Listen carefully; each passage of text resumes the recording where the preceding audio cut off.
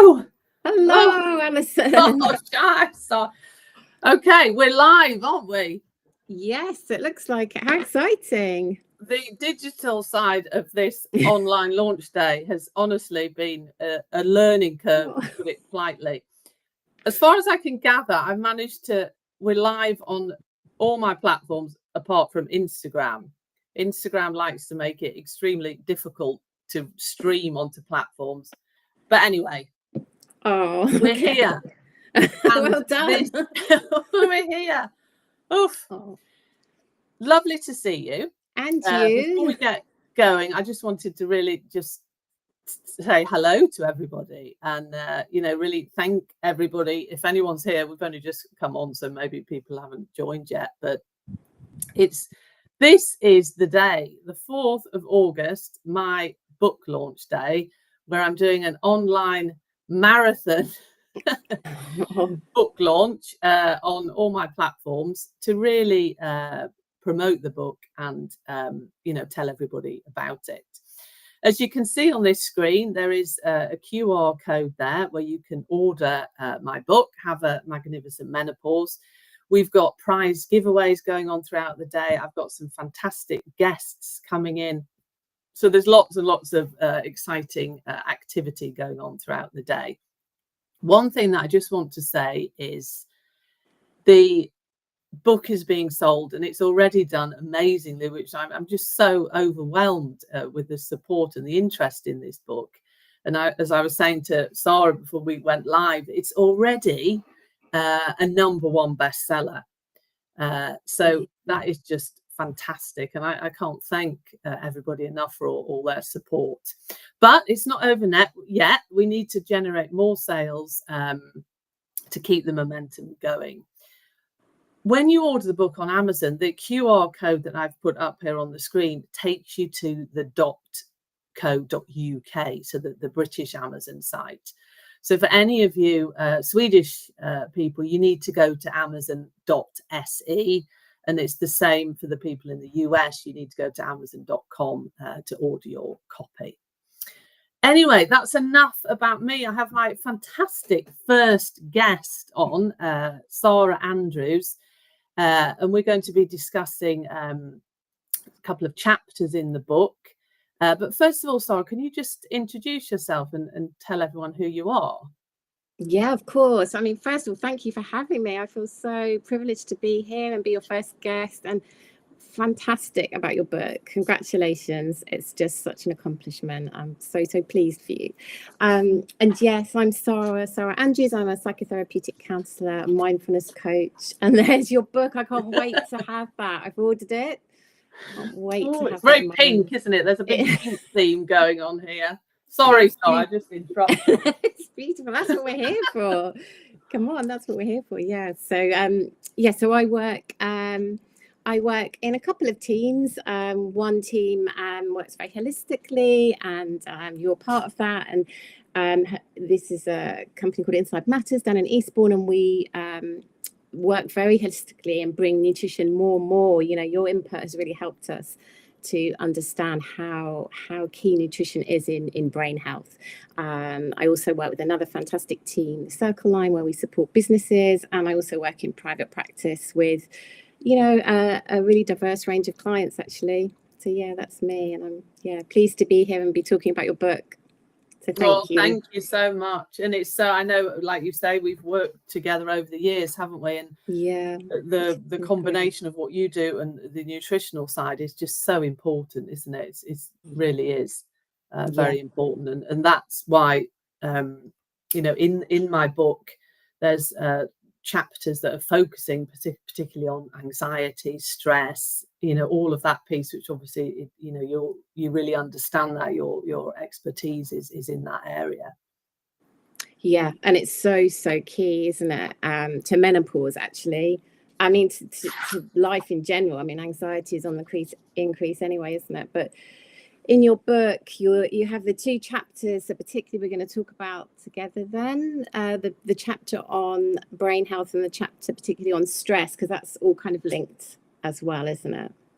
Yeah, absolutely. It's a huge, I see that more and more in in clients that I see that the anxiety, is really one of the top menopausal symptoms. The cognitive decline and focus and memory and brain fog, all of those things seem to be really troublesome. And I can totally relate to that. When I think of the symptoms that I've experienced, I think that probably was the worst for me. Yeah, the cognitive health part. Yeah, and me too. I've really, had to kind of look at that, even as a therapist, and really take charge. And that's where your books are good, because it gives you really great ways of, great interventions, but also understanding it, because I think that's so key, isn't it? And many of my clients that I work with, that the early 40s, they're not, the perimenopause maybe isn't even on their radar, and so they just don't understand why they're struggling in ways that they don't normally struggle. And that understanding is key first step, isn't it? Yeah, absolutely. I mean, to realize that you're not going crazy, because it can be scary, can't it, to have not remembering things, and you're talking, doing presentations or whatever, and all of a sudden forgetting what you're supposed to say. It's horrible. It's a really horrible symptom of menopause, really is. So anything that we can help women with to really improve that symptom is great. And that's what I'm talking about it's chapter 7 and chapter 8 that are in particular. Chapter 7 is clear the fog, mental clarity, focus and brain health, and chapter 8 is stress less, conquering anxiety and finding peace. So that there are 2 big chapters on that, and what you looking at the nutritional side of it, but also looking at how you can manage it with lifestyle changes as well. Yeah, and you talk about energy dips, which I think is so key, because when our energy dips, it's really hard, isn't it, to get that energy for a positive mindset about something when we've got low energy. You talk a lot about how that relates to how you can increase your energy levels, and with nutrition and lifestyle. Yeah, energy. When you haven't got energy, you just don't want to do anything, do you? No, your motivation, and your motivation is really low, and the dopamine. You talk a lot about the neurotransmitters and how that's affected. Can you talk a little bit about how in your book you link that up, the neurotransmitters and the estrogen and hormone changes, because that's so interesting. Yeah, sure. I mean, the link between estrogen and neurotransmitters like serotonin, dopamine, we don't necessarily think about that, do we? But when we have a decline in estrogen, which happens during perimenopause, and as you go into menopause, this really has an effect on brain function, because we have all over our body, we have estrogen receptors and progesterone receptors. And when your levels decline and when your ovarian function stops, which it does when you've actually come into menopause, this has an effect on the production of these neurotransmitters.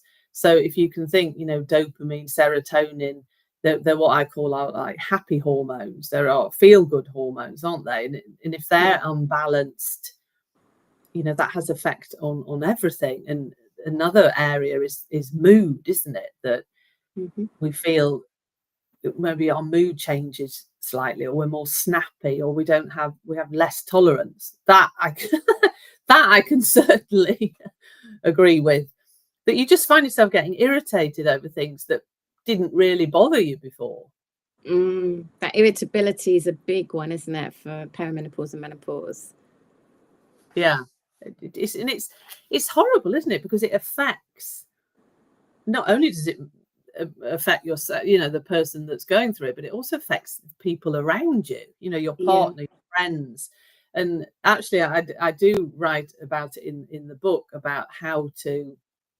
There was a lot of people when I was doing research for this book. They said to me, "Tell me how I can explain to people like my partner or friends, family, that I'm going through menopause," because they just think I'm making it up. So that is actually a part that I wrote specifically because there was so many people asking me about that. But it does, irritability affects everybody in your life. And it's hard when you're going through menopause and have the decline in these hormones and also the neurotransmitters. You can't just snap out of it. It's difficult. Yeah, and I think you have to adjust that, don't you? You have to, and I think that's where your book's so helpful, because you can start to go, okay, this is what I'm dealing with in a physiological sense. You know, I have to adjust and not kind of, you know, your self-talk, not be so critical. You talk a lot about being compassionate with yourself and understanding. And what you were just saying, I love that in your book, where you give people actually a sort of template of how they might explain to their partners what's going on for them. So they're not sort of, you know, blaming their partners or anyone else. They're just kind of saying, this is what's going on for me. Because when you think about it, that irritability, if we don't think about that in a different way, we're going to push people away. And, you know, some people get divorced and split up through menopause, or, you know, leave their jobs, you know, because the irritability can disconnect, can't it? Whereas if you, with those lovely ways that you encourage people to think about and talk to others, then that's going to help them to connect and get the support they need from their loved ones. Yeah, absolutely. It's really crucial, isn't it? Because it's tough enough, but then if you feel that you're on your, you know, you feel it's just me, that no one really understands what I'm going through. It's really tough. It's hard to do. So yeah, I talk about this a lot, and it's quite interesting what you say about, you know, your partner. And that I actually did a podcast for a lawyer firm in the US that they specialize in divorce, and they'd seen this pattern that women of a particular age, that were, you know, particularly menopausal, there was it's this huge increase in divorce. Okay, I'm not saying, you know, you can't blame it all on the menopause, but these were men. They'd even kind of started to realize that there was something in, you know, in that. So yeah, learn how to speak to your friends, family, and partner, because then they can understand and they can, you know, support you. And I suppose on the other side of that, when you talk about divorce, I suppose there's another side to that as well, of women becoming more empowered through menopause. I mean, especially the whole kind of through the lens of your book, it's all about empowerment, isn't it? And taking care of yourself and putting yourself first so that you can, you know, thrive in all your other relationships. And so sometimes maybe that feeds into the divorce part too. Yeah, absolutely. And it's so, you know, when we look at brain health, and I know that this is an area that you're also very interested in, Sarah. There's so much that you can do with nutrition. You know, there's obviously in this book, I'm a nutritional therapist. There's many chapters that are talking about nutrition, etc. That how important nutrition is in actual cognitive health. And the clients that you work with, I know that you're very active and do promote nutrition for them. Yeah, absolutely. You talk a lot about blood sugar, and it's interesting, isn't it, with irritability and anxiety, that, you know, or that low energy, the first thing that most of us or many of us look for to increase that energy, or one thing, is sugar. And, you know, you talk a lot about how that can help by managing your blood sugar. You can help yourself with that. Yeah, blood sugar balance. People are sick of me talking about that, but it's such a key thing in everything. You know, it really, we're talking about mood and irritability and all of that piece comes, you know, under blood sugar management. It's not just nutrition. It really, if you're eating a diet that is maybe slightly higher in processed refined carbohydrates, that can affect your blood sugar balance and really can just make you feel terrible. And I mean, it's a knock-on effect. It isn't just affecting your cognition, you know, it affects everything really. Bad blood sugar balance. And I talk about that in the book, you know, exactly what you need to think about to really help balance your blood sugar. I'm quite a practical person. And when I was doing research for this book and was asking ladies, you know, what do you want from a book? This book is for all women. It's actually for all women. There's so much information in there, but all women 40 plus. It's not just menopause. You know, there's so much information there that will benefit all women. Yeah, I agree. But one thing that majority of these women said to me was just say, tell me what to do. Like, just cut all the nonsense, cut all like the academic, lengthy, which is nothing wrong with that. But they're going through menopause. You can't focus as well. Maybe I find that you can't read huge pieces of text. Just tell me what to do. Cut all the nonsense, and that really is what this book is about. I know you were actually one of the people that you've already read it, haven't you, Sarah? Because you very kindly said you would read it, and it was great to have your feedback. So what did you think when you first read it? Well, it's quite wowed actually by that. It does exactly what you say. It does. Yeah, it's a no nonsense, simple approach. But your book is so in depth. It covers so much. It's like a self-care book for anyone, really, any woman or anyone. But you cover so much, but then you also make it really simple and clear as what to do. So this is the problem, understanding that. And many people in menopause get into a bit of a doom and gloom place with that. We tend to, in our friendship groups, have a bit of a rant, but we want to kind of balance that. I mean, I think that's important, isn't it? Because that's part of not feeling alone with it. Other women tend to understand, but your book is so beautifully balanced between, okay, compassion for what's going on, understanding for what's going on, and then this is what you can do. And then you make it really simple, and speak to all sorts of different people, because everyone's different, aren't they? Some people like to go in full, like just follow all your recipes, and your reboot reset course takes you through things like that.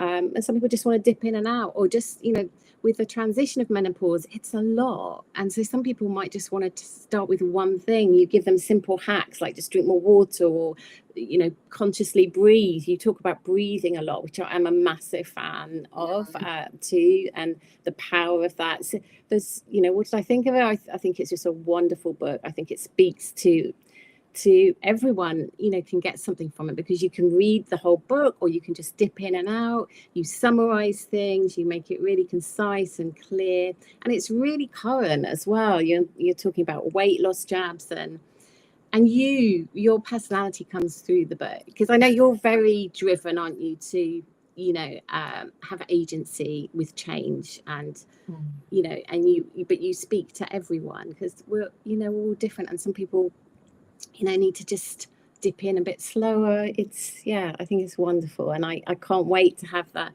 hard copy in my hands, and I will use it as a reference book. I will be recommending it to clients for sure.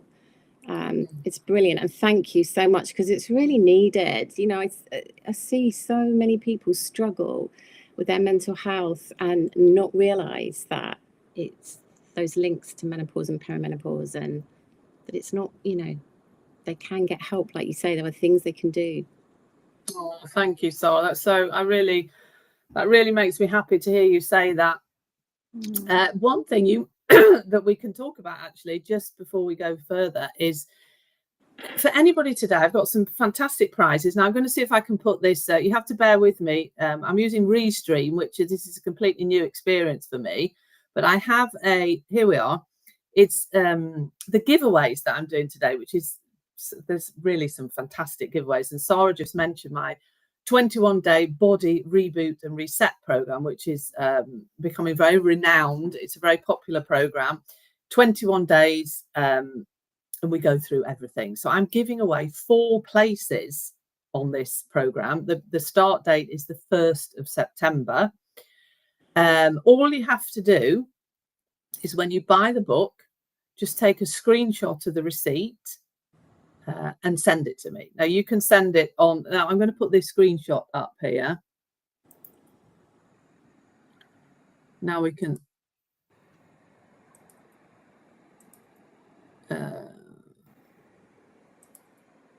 Okay, I can see that now, so I presume everyone else can. So all you have to do is send it to me. You can send it to me via WhatsApp, which is the QR code there, or you can send it via email to contact@alisonblard.com, or you can, I mean, do it the easiest way, you know, Instagram. Unfortunately, I don't think this is streaming on Instagram at the moment because, like I said, they make it very complicated. But I'm on all LinkedIn, or just send me a message on any of my platforms or email it to them or use my WhatsApp with the receipt, and you will go into the prize draw. And it's 4 free spots. The cost of my program is over £200. I'm also giving away a wonderful ebook. It's like a recipe book. And Pause Live, which is on the 4th of October this year, they have very kindly given me a 10% discount for anyone that watches this today. If you book a ticket to Pause Live, which is this, it really is an amazing day. I'm actually going to be a speaker there. It's in London, and it's this full day of just celebrating women, you know, from they call it menstruation to menopause. So really grab your tickets there. If you go to pauselive.com, you can get your tickets there. So that is what's going on today. So send me your receipts and you can be in the draw for these amazing prizes. Yeah, I think that worked. Wow, I managed to put that overlay on and you came back. It's interesting because in your book you talk about getting out of your comfort zone, and you're doing that today, aren't you, Alison? Yes, big time. It's just the technology behind it. It's fun, and it's always good to push yourself, isn't it, out of your comfort zone? So yeah, definitely. So brilliant. So Sarah, when we think of going back to the cognitive side and that side of menopause, you know, when we talk about breathing, don't we? I know you're very big on mindfulness. And mindfulness. Can you just give us like a couple of ideas of what women could do to help improve anxiety? Sure. Well, you talk about breathing in your book. I think you mentioned the 4x4 sort of balanced breathing. So you've got some techniques in there, which I would recommend. But just like a what we call a changing breath, just taking a nice deep breath in and out. I think there's a lovely quote in your book that talks about that. You know, that could be the rest you take in your day, where you just literally become aware of your breathing and follow the breath as you inhale and exhale slowly. Just, you know, if you're in between meetings, or when you're noticing your mind sort of constantly in the future, that can be anxiety provoking. And mindfulness is just simply about just being present for a moment. Just here, you and me talking about your book, just really being here, rather than, it's very easy for the mind to think what's coming next, you know, because we're so governed by time, aren't we? So, you know, anything that you do, if you can do it a little bit just here, just a bit slower, just a bit connected to it, it can feel so different. Even a simple task of making a cup of tea, sort of really I know it sounds a bit, you know, what does that mean? Being with making a cup of tea. It just means slowing it down, smelling the tea, choosing the tea, sitting down and drinking it without doing your emails. It's such a simple shift. And when you're going through all these bodily changes and you're feeling all over the place, it can become an anchor, you know, whether that's a food ritual, you know, slowing down and just tasting your food. So you can bring mindfulness in the simplest ways, which you touch on so much through your book. It feels really aligned with the way I work as well. So yeah. Oh, thank you. No, I know you very kindly on my 21-day reboot do a session on mindful eating, and I know how much my ladies really enjoy that. You know, even just with a little piece of chocolate or piece of whatever nut or whatever, because we just life's so busy, isn't it? It's all about everything has to go so quickly.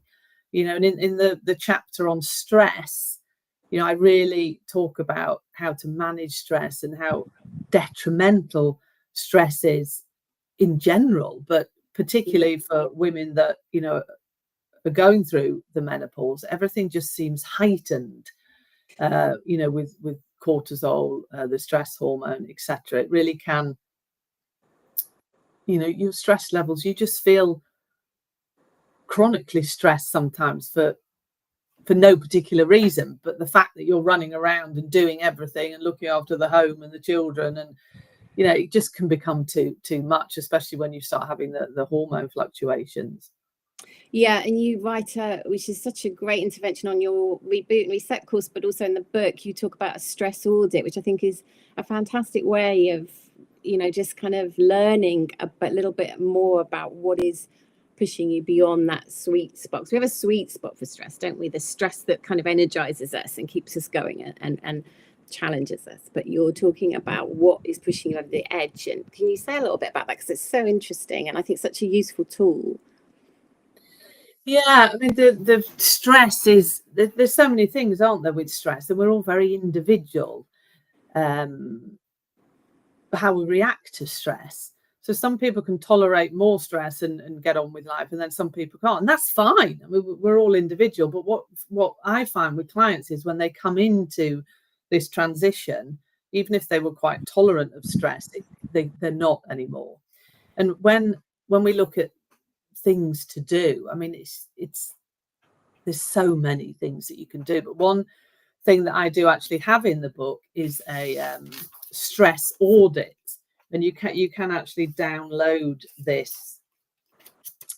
What I've got in the book is there's some QR codes, so you don't actually have to write in the book, but there is, I don't know if you can see it here. Yeah, there is actually a stress audit, and I love this, and I do this with clients because it's just so, it's there when you write it down, you see it, and it's basically just a form where you put, it's got work, it's got family life, all these things, and writing down the things that you feel are causing you stress. And it can be something, it doesn't have to be anything big. It could just be something like getting stuck in traffic going to work, or not having enough time to eat breakfast in the morning because you're rushed and you just run out of the door and don't have any breakfast. And then when I work with clients individually, we go through, okay, what can we do? For example, if you're stuck in traffic going to work, there isn't, you can't all of a sudden miraculously remove the traffic and drive to work. That I understand. But there's things that you could maybe do while you're sat in traffic, rather than, getting all worked up and anxious and being, oh, I'm going to be late. There's nothing you can do. So you might as well just sit there. You could do, like we were talking about, some deep breathing. Yeah. Just to calm yourself, just to get your cortisol levels down, your stress hormone levels down. You could maybe listen to some nice music, like calming music, rather than like high energy. That's going to probably make you feel even worse. Well, yeah, maybe you might feel like jigging around a bit. Yeah, you could move around a bit. But you could listen to some a podcast, some nice, like, interesting subject that you like. It's small things, and it might sound, oh, that's like nothing, but it really does make a difference. And I see that every day in the women that I work with. And also, nutrition, what you eat has an effect on, how you feel. It has an effect on stress. If you're eating a diet very high in sugars and processed foods, that can cause inflammation in the body. It's a knock-on effect, really. So I talk about in the book many actionable, realistic ways that you can really work on stress management. Yeah, and I guess in both those examples, when you're talking about the car and the mindset, it's focusing on what you can control. So you can't control the situation, but you can control how you respond to it. And that's where mindfulness practice helps, because you notice the stress story you're going into and you bring yourself back to right now, I'm safe. And you talk about gratitude practice. I'm safe. I have a car. I'm going to, it's, kind of just bringing your mind. Gratitude practice is a really good buffer to come out of that negative place that we as human beings all go to. It just kind of fires up those neural pathways, doesn't it, on the other side. So I've forgotten now what your second, sorry, I've lost my thread. You the second example. All right. It's that menopausal brain fog. I get that all the time. Just in mid-sentence, forget what you're talking about. Yeah, don't worry. Well, I was going to bring that nicely together with the second example, but in both ways, it's like focus. You're highlighting what you can do in that situation, and the stress can become more, can't it? Because if your body's not operating so well, so you feel stiff, or you just don't have a physical energy, and your mind's not operating so well, of course the tension between where you are and where you want to be is going to be bigger. And you were asking earlier about what you can do, and one of those, which is your theme all the way through the book, is to turn towards your body and your mind with kindness instead of being cross with it, which is how we all probably, or many of us, start off with, like, why can't I just go back to how I was? It's that acceptance. Okay, this is a bit crap, but to say the least, but there are things that I can do, and it's a journey, isn't it, towards being more compassionate about yourself and thanking your body for the parts that work well, and just changing your relationship with your body and your mind. Yeah, we're tough on ourselves, aren't we? Yeah, I think it's really, we need a hug. You need to give yourself a hug sometimes. We're really kind of tough and expect. I mean, if you think of the human body as this amazing machine, isn't it? Really, it's an amazing thing that all it wants to do is have homeostasis. It just wants balance. And the things that we throw at it all the time, and we push ourselves all the time, and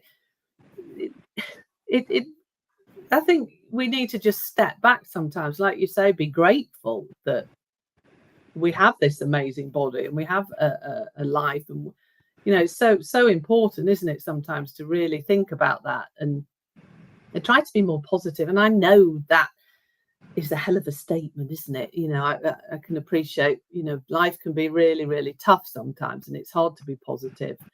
But if you can just switch it, even just a little bit, it really can make you feel so much better, and also help with stress levels, etc.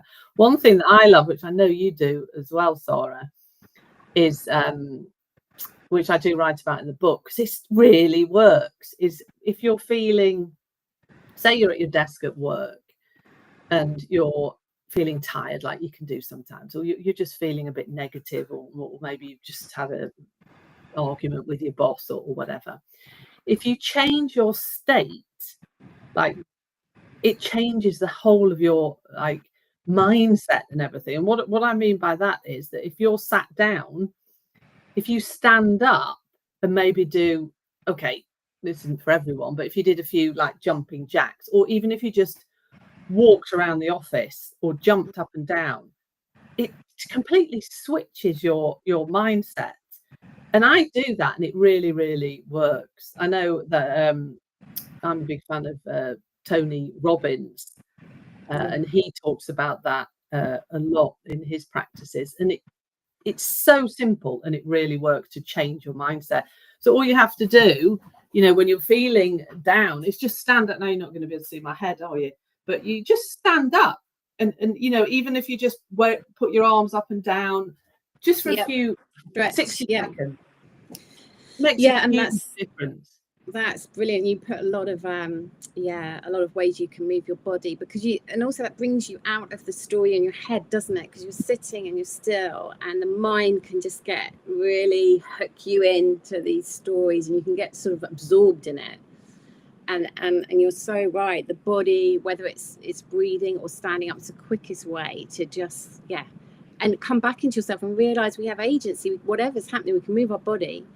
And like you say, change your state, and then you can notice. It's good to be curious about it, isn't it? And then notice, does my mindset shift a few minutes later? Do I feel any differently about exactly the same circumstance? It's so interesting. I've really noticed myself through menopause that how my mindset can shift according to how I'm feeling energetically and physically.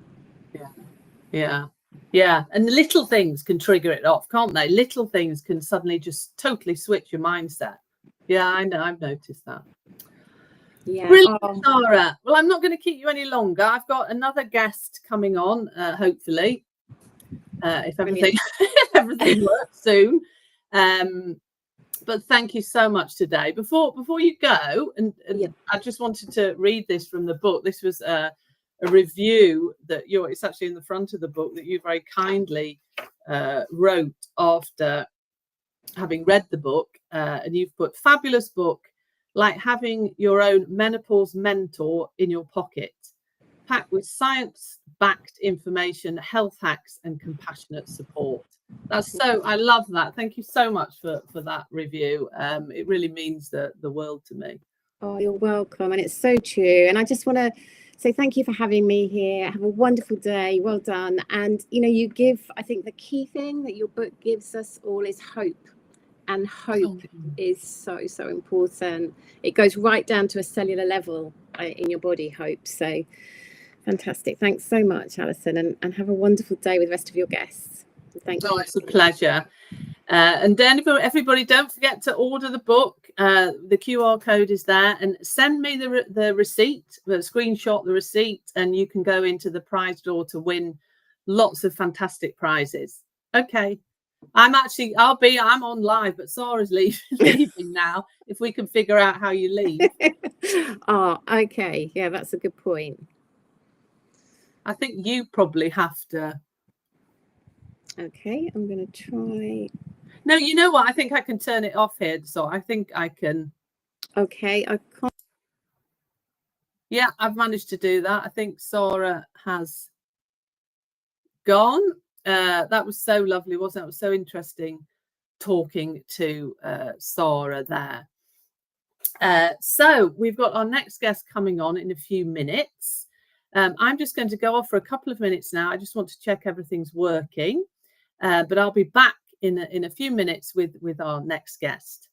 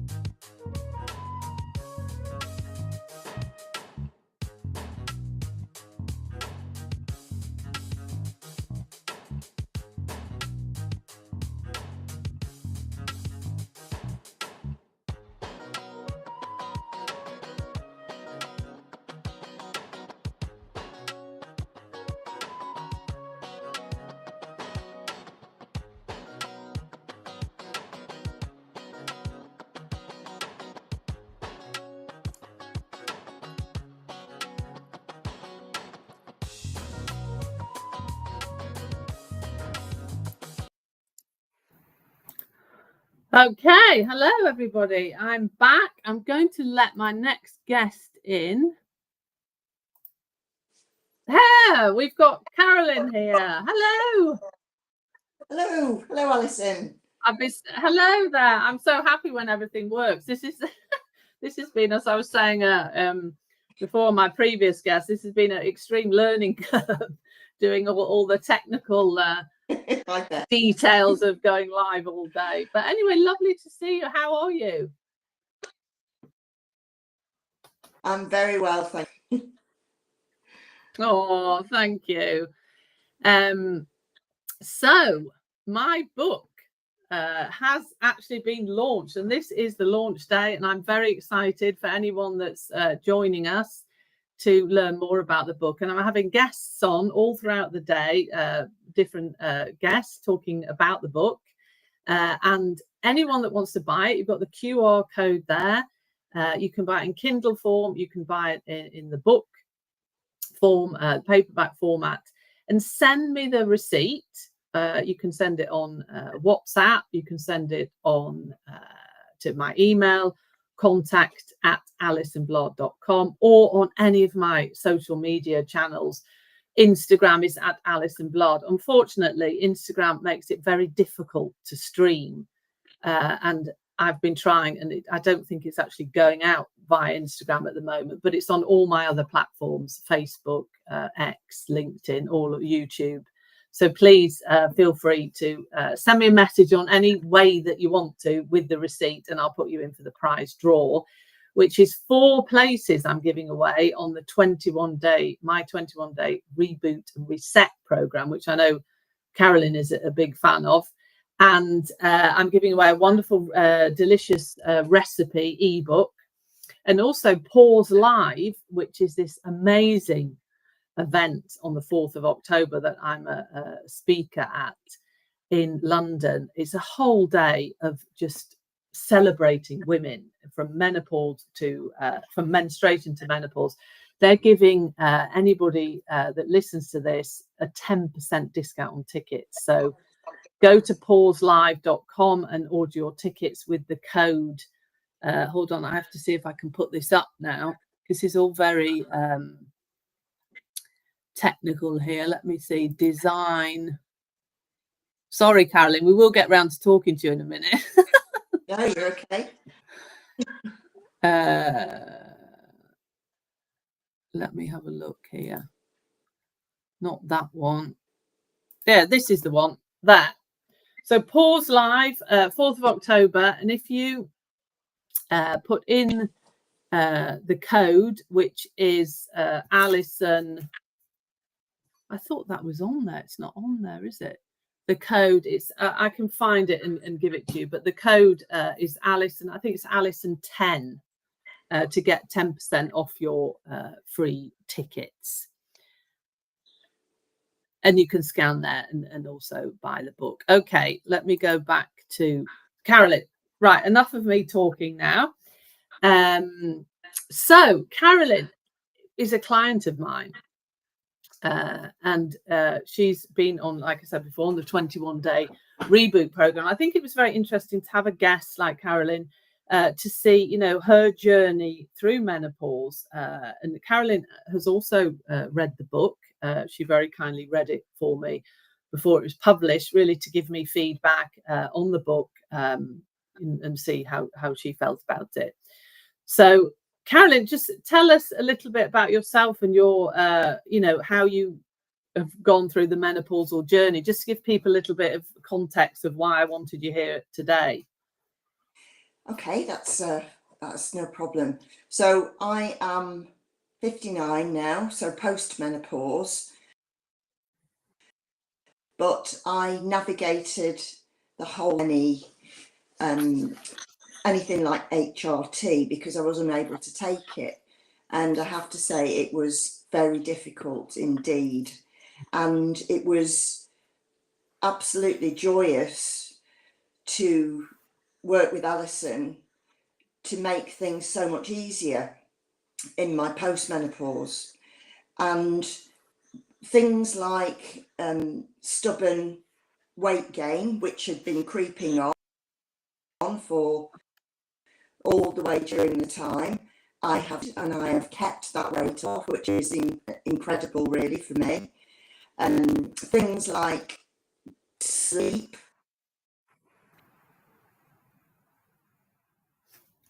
It's a bit of a bad connection, Carolyn. I don't know. The screen has just frozen. We can't hear you at the moment.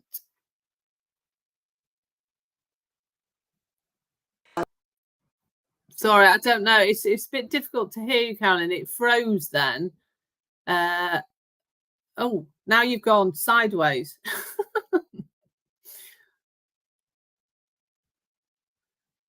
I think you were okay before, but then it turned. Maybe if you you know what, log out. If I and come back in, let me see if I can.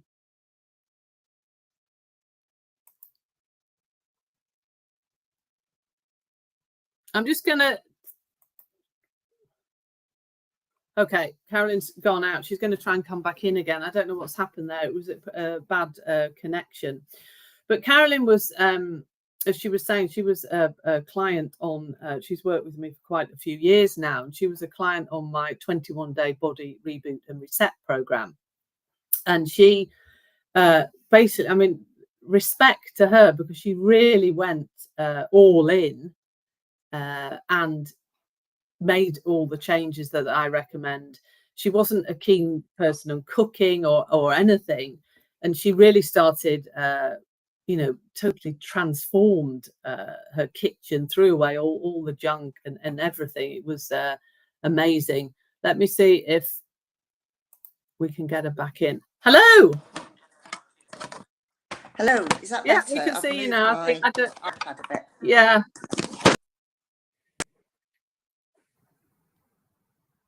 No, I don't know what's going on. It's frozen again.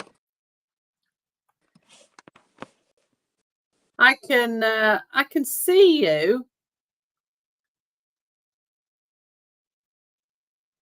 Now it's gone. It's gone horizontal.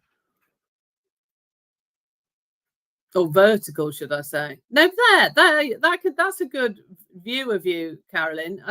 I can't say if you speak.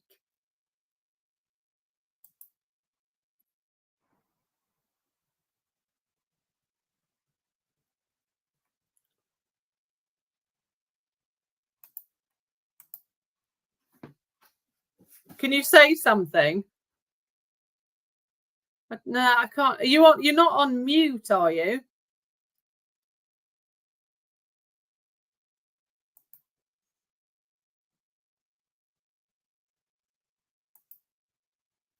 It should be. You were okay in the beginning.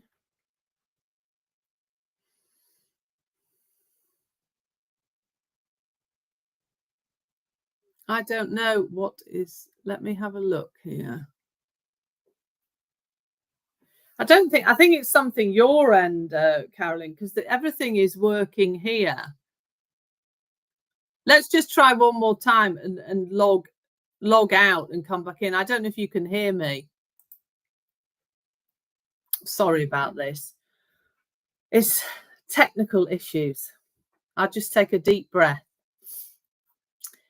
Let's just see if she comes back in. Oh, she's just sent me a message. I'm so sorry about this. She's just going to try on her phone and see if that works.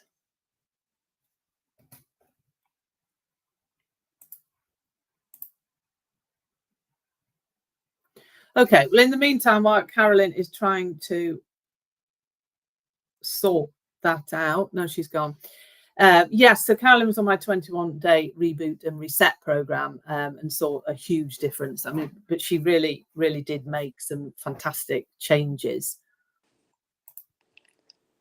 Hello. I'm back on my phone. Is that better? That's better. Oh, sorry, Carolyn. I'm sorry to everybody. This is just the way it is, isn't it, when you go live all day? But now we can see you and we can hear you. Hopefully that will last. So yes, you were just saying about your experience, your journey through menopause. Yeah, I was saying that it was very difficult. So certainly when I was in the throes of the worst of it, because I wasn't able to take HRT. Doctors weren't listening. I felt alone. I'd put on quite a lot of weight and was struggling to lose it. And I didn't understand really why, because I was eating the same as I always had. I'm always quite hungry. I've got a very good appetite. I was doing lots of exercise, same as I always had. But it was slowly creeping on, and I could not lose it at all, despite all sorts of things, starving myself, replacement food, calorie counting, even keto, in a half-hearted way, I suppose. So it was quite a difficult time, I would say. I would say that if you're unable to take HRT, you don't particularly feel listened to, and that was difficult, I can say. Yeah, that's quite interesting you bring that up, because I know I talk about that in the book, and I'm not anti-HRT in the slightest. I think it's fantastic and it works amazingly for many women. But as you know, Carolyn, as well, I can't take HRT. Yeah. And, I hear women that, like you and many other women, for whatever reason, maybe they don't want to, or they can't for medical reasons or whatever. There's so much information now about HRT, which is great. I'm not saying that. It's fantastic, and it is an amazing thing. Can really help women. But there are women that can't take it, and I think the women that can't, we feel a bit, okay, well, what do I do? We feel a bit lost. We feel a bit desperate. Definitely. So yeah. So what I talk about in the book is, this book is for everybody. It's not just it's for people, whether you're on HRT or not. I'm not a doctor. I don't talk specifically about, HRT in the book. That's not my expertise. But this book is designed really to give those women, or all women, the support that they need, whether you're on HRT or not. Yeah. So when you read the book, what was there anything in the book that really stuck out to you that you thought? I know you've obviously worked with me for quite a while now, so you know how I work, and I was saying before when we were having technical issues that you've been amazing, in really following all my guidance. But is there anything that you learned from the book, or anything else that you felt it would really help women that you read in the book? Yes, I mean, I think you really set the scene in chapter 1, when you talk about the puzzle of the menopause. And I think it would be interesting for you to talk to women about, here on this stream now, about what is that puzzle, because it is a puzzle, because you just can't work it out. Yeah, it's difficult, and for many women it really feels like a puzzle, and they you feel that something's maybe shifting, like your mood, your energy, etc., but you maybe don't quite know what it is. You're thinking, what's going on? It's kind of piecing it all together. And the first thing really is to understand that you're not going crazy. It's your hormone, or there's many factors, but one of them can be your hormones. And really understanding, okay, I understand now that something's going on. And once you understand that, it's when you can do something about it. And the puzzle really is putting all the pieces together on how you support yourself, because it's not just about, one thing. You have to look at HRT if that's your thing. You can look at nutrition, lifestyle, mindset. You've got to get all of these things really in place to make you feel great. So it is a puzzle, but it's understanding what's happening to you is really important initially. And we talk about, or I talk about that in the book, in chapter 1, as you say. I think for me, what was surprising when I did your 21-day reboot and reset program, which now I've done 3 times because I love a reboot. It's just marvelous. What is surprising is those lifestyle factors that make such a difference that women might overlook. It's not just about what you put in your mouth. It's not just one thing, is it? No, it really isn't, and that is such a good point.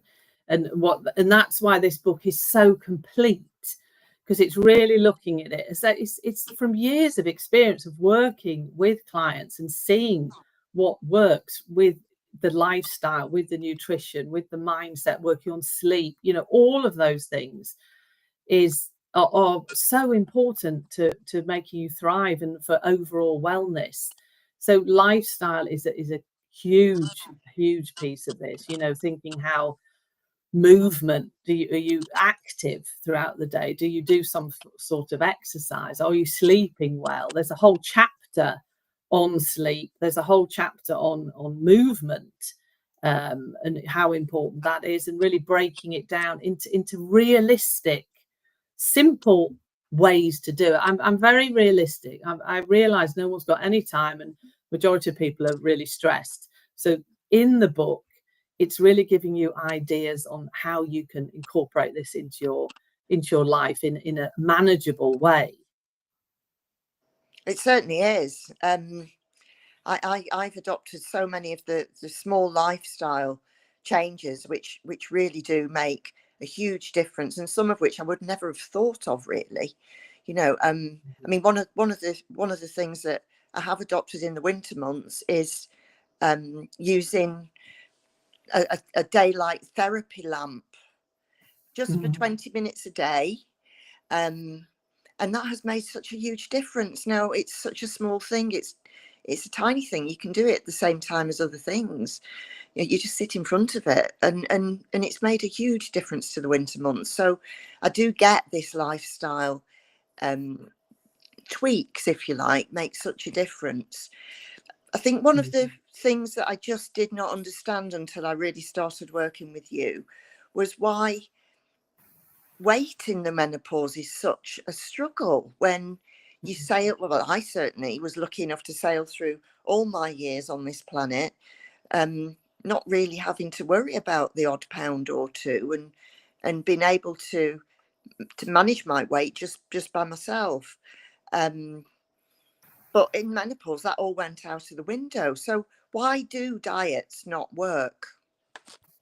Yeah, I get asked that question so often, and there is a whole chapter on weight management in the book. Again, very realistic, science-backed ways to manage weight, and it's exactly as you say, Carolyn. It just kind of creeps up on you, and even if you're doing all the things that you think are correct, you can still gain weight, particularly around the middle area. I think one thing that you have to realize is, as we age as women, even if we don't maybe want to accept it, is that your bodies aren't quite the same. You're going through this transition, and you can't treat them the same as you did when you were 20, because you have to have a different sort of respect for your body. You need more sleep. You haven't maybe got the same amount of energy, but weight gain, the eat less, move more advice that we've always been told doesn't really work when you come into menopause. Of course, portion control is really important, and it's very important you move, but it's not you can't out exercise a bad diet. You really need to look at what you're eating, and because of all the hormonal shifts that are going on, there are many reasons why you put weight on. And I in the book, I actually list exactly the reasons why you may put weight on during menopause, because it's very, very complex. It unfortunately isn't just one thing. It's very, very multifactorial, and we still don't totally understand why this happens. But it's in response. One of the reasons that we may gain weight is in response to all the hormonal changes, the added stress. You know, you've got the aging process going on there in the background as well. Don't forget that. We can't blame everything on menopause. But the good news is there's many things that you can do. And I mean, you know this, Carolyn, yourself. You managed to shift the weight, didn't you? Oh, you're frozen again. Oh, are you there? Are you there? Your screen's gone all black. Oh no! Can you hear me? I can hear, but we can't see you. But that's okay. So just keep talking. It might come back on. Yeah, just keep talking. We'll talk for another few minutes, and then I'll bring on my next guest. But so you did so well, didn't you, Carolyn, with losing the weight? I did. I think what you just said there about the same things don't work. I think one of the strategies that I was really trying hard to shift this. You know, it was about a stone and a half of weight that I'd put on, and one of the things I was doing, I was going to the gym a lot, and that was on top of an active lifestyle, and I was, you know, doing the high impact, the body combats and all those types of things in the evening, and it was literally eye-opening to hear that was the wrong thing to do, that was causing spikes in cortisol. And if you've got high cortisol, which I did at the time already with the normal life things that go on in everybody's life, you know, parents needing support and an illness within the family and all those things, I was really gobsmacked that going to that gym and doing those high combat exercises in the evening was completely the wrong thing. And I've stopped that. I don't do that anymore. I still do a lot of exercise, and it's mostly walking and stretching and some of the more gentle type things. But that was one of the simple strategies for me that really worked. I didn't really like going to the gym. No, that's so true, and that's something that a lot of women don't realise as we age. You know, the intensive high workouts aren't necessarily beneficial in everything. You know, I'm not saying you shouldn't exercise, but you just have to look at that. Is that beneficial to me at this transition that I'm going through? But thank you so much, Carolyn, for your wonderful insights there. Just before we go, is there anything that you'd like to say to women about the book? You know, why do you think people should buy this book? I think if you know, lots of people have tried everything to feel better, and they think it's just one thing that you have to do, and you might think it's daunting to have a book that provides you with lots and lots of different things. But what I learned is that you don't have to do everything at once. You can embed these small changes, you can introduce new ones, and before you know it, you're doing the work automatically, and you're feeling better. And your book gives these guidelines and these simple strategies to really start to put a foundation in place, and then to build it on that with little things that, as a cumulative effect, make a huge difference. So, I mean, I would highly recommend doing the Reboot and Reset program with you as well. But if you can't do that, or if it's not accessible to you, then this book will really help. Oh, thank you, Carolyn. And I have 4 prize giveaways. I'm giving away 4 places on my 21-day Reboot and Reset. All you need to do is buy the book and send me the receipt. You can send it to me on any of my platforms that I'm live on now, or you can send it email at contact@alisonblard.com. But thank you so much, Carolyn. It's been lovely talking to you, and have a wonderful day. Thank you, and buy the book. Thank you. All right. Bye. Bye-bye. Okay, that was Carolyn. Sorry about the bad connection there. I don't know what went on there, but Carolyn is a wonderful guest to have on, because she's really changed her life completely through the advice that I've given her, and obviously she's taken on a lot on board from reading the book. So I'm going to bring on my next guest now, the wonderful Jo Swan. Let me see that I can get Jo into the studio. I think she's here. Hello. Good morning. Good morning. Congratulations. Oh, look at that. I like I'm ready with my pom-pom to celebrate you. You're a best-selling author. Oh, thanks, Jo. Yeah, honestly, it's been, I'm absolutely so taken back, and I think I'm in a bit of shock at the moment. It's a lot, isn't it? It's a lot to process. Yeah, and the work that, you know, to work in just planning this launch day has been a lot. But I am now #1 bestseller, actually, in 4 different categories. Yes, come on, Elsa. Menopause, skincare, healthy. I mean, it's Brilliant. fantastic. It's fabulous. It's exactly what we expected to happen, though. Well, I certainly did. You might not have. You might have been a bit more in doubt, but I knew it was happening. So yeah, amazing. Well done. Oh, thank you. And as you know, I'm you made me laugh. I think a comment you put on social media yesterday about it's very big. Yeah, it's massive. The thickness of the thing. Like, obviously, I've seen the PDF format, so I've seen all the value that's in there. But you can't possibly imagine what that translates to in terms of what that book looks like. It's huge, and I've seen a lot of books. I've seen a lot of clients write a lot of books, and that is one of the biggest, beefiest books. So yeah, well done. That's like 35 years of knowledge. Yeah, crazy, but amazing. What a legacy. It's really nice to get all that information out. But anyway, Jo, it's so lovely. Thank you so much for coming on. But tell us who. So my listen, tell us who you are. I know I think you're fabulous, and you've really helped me amazingly with PR. But tell everyone who you are.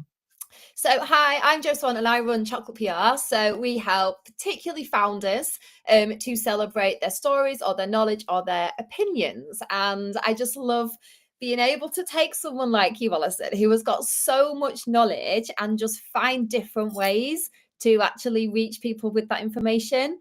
And when I have been listening to some of your other interviews and some of your guests, and it's so interesting to see what people pick up on in terms of the thing that they needed to hear or the thing that they really needed to learn. And I think that's so powerful from a PR perspective, because you get to help like just people on such a massive scale. And actually a lot of people, you'll never even know the impact that you've had.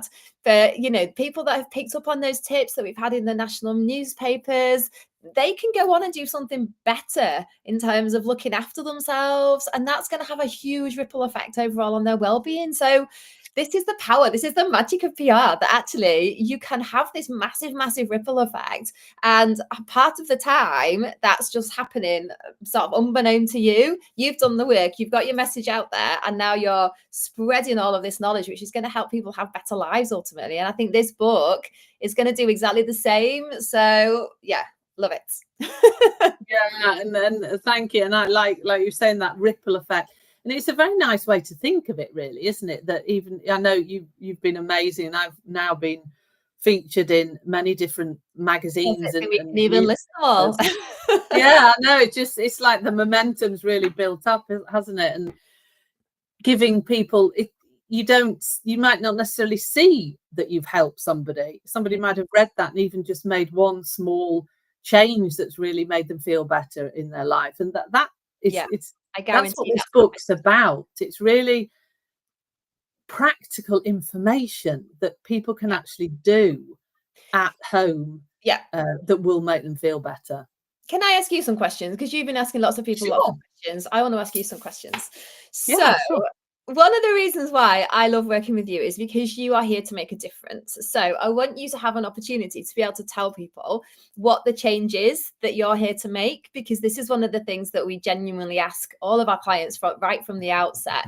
And you always knew that you really wanted to help make a change with your knowledge. So what is that? I mean, it doesn't need to be complicated, and I know it's actually quite simple in terms of what you want to achieve. But what's the change that you want to make with spreading your knowledge and being this expert that we've, this profile that we've created for you? What's the point of all that?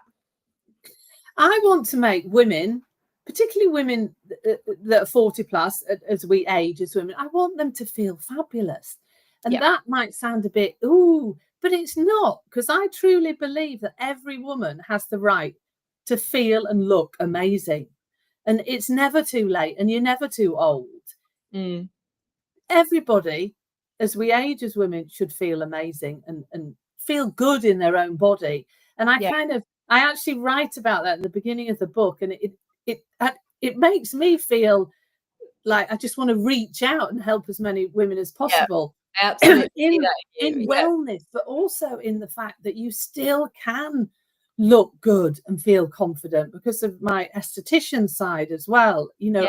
This is where this book combines the both of them.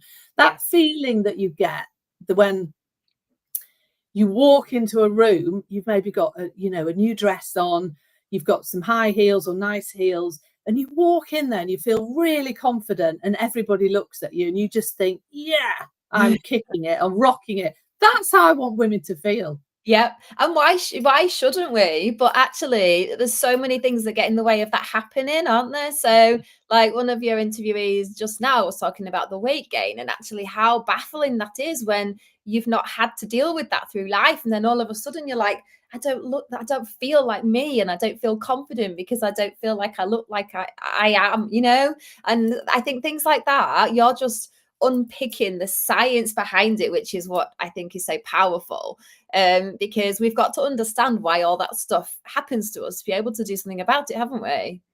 Yeah, of course. It's very good point, Jo, because everything that I say, is science based. I haven't just, it's not so. I've seen how it works with clients.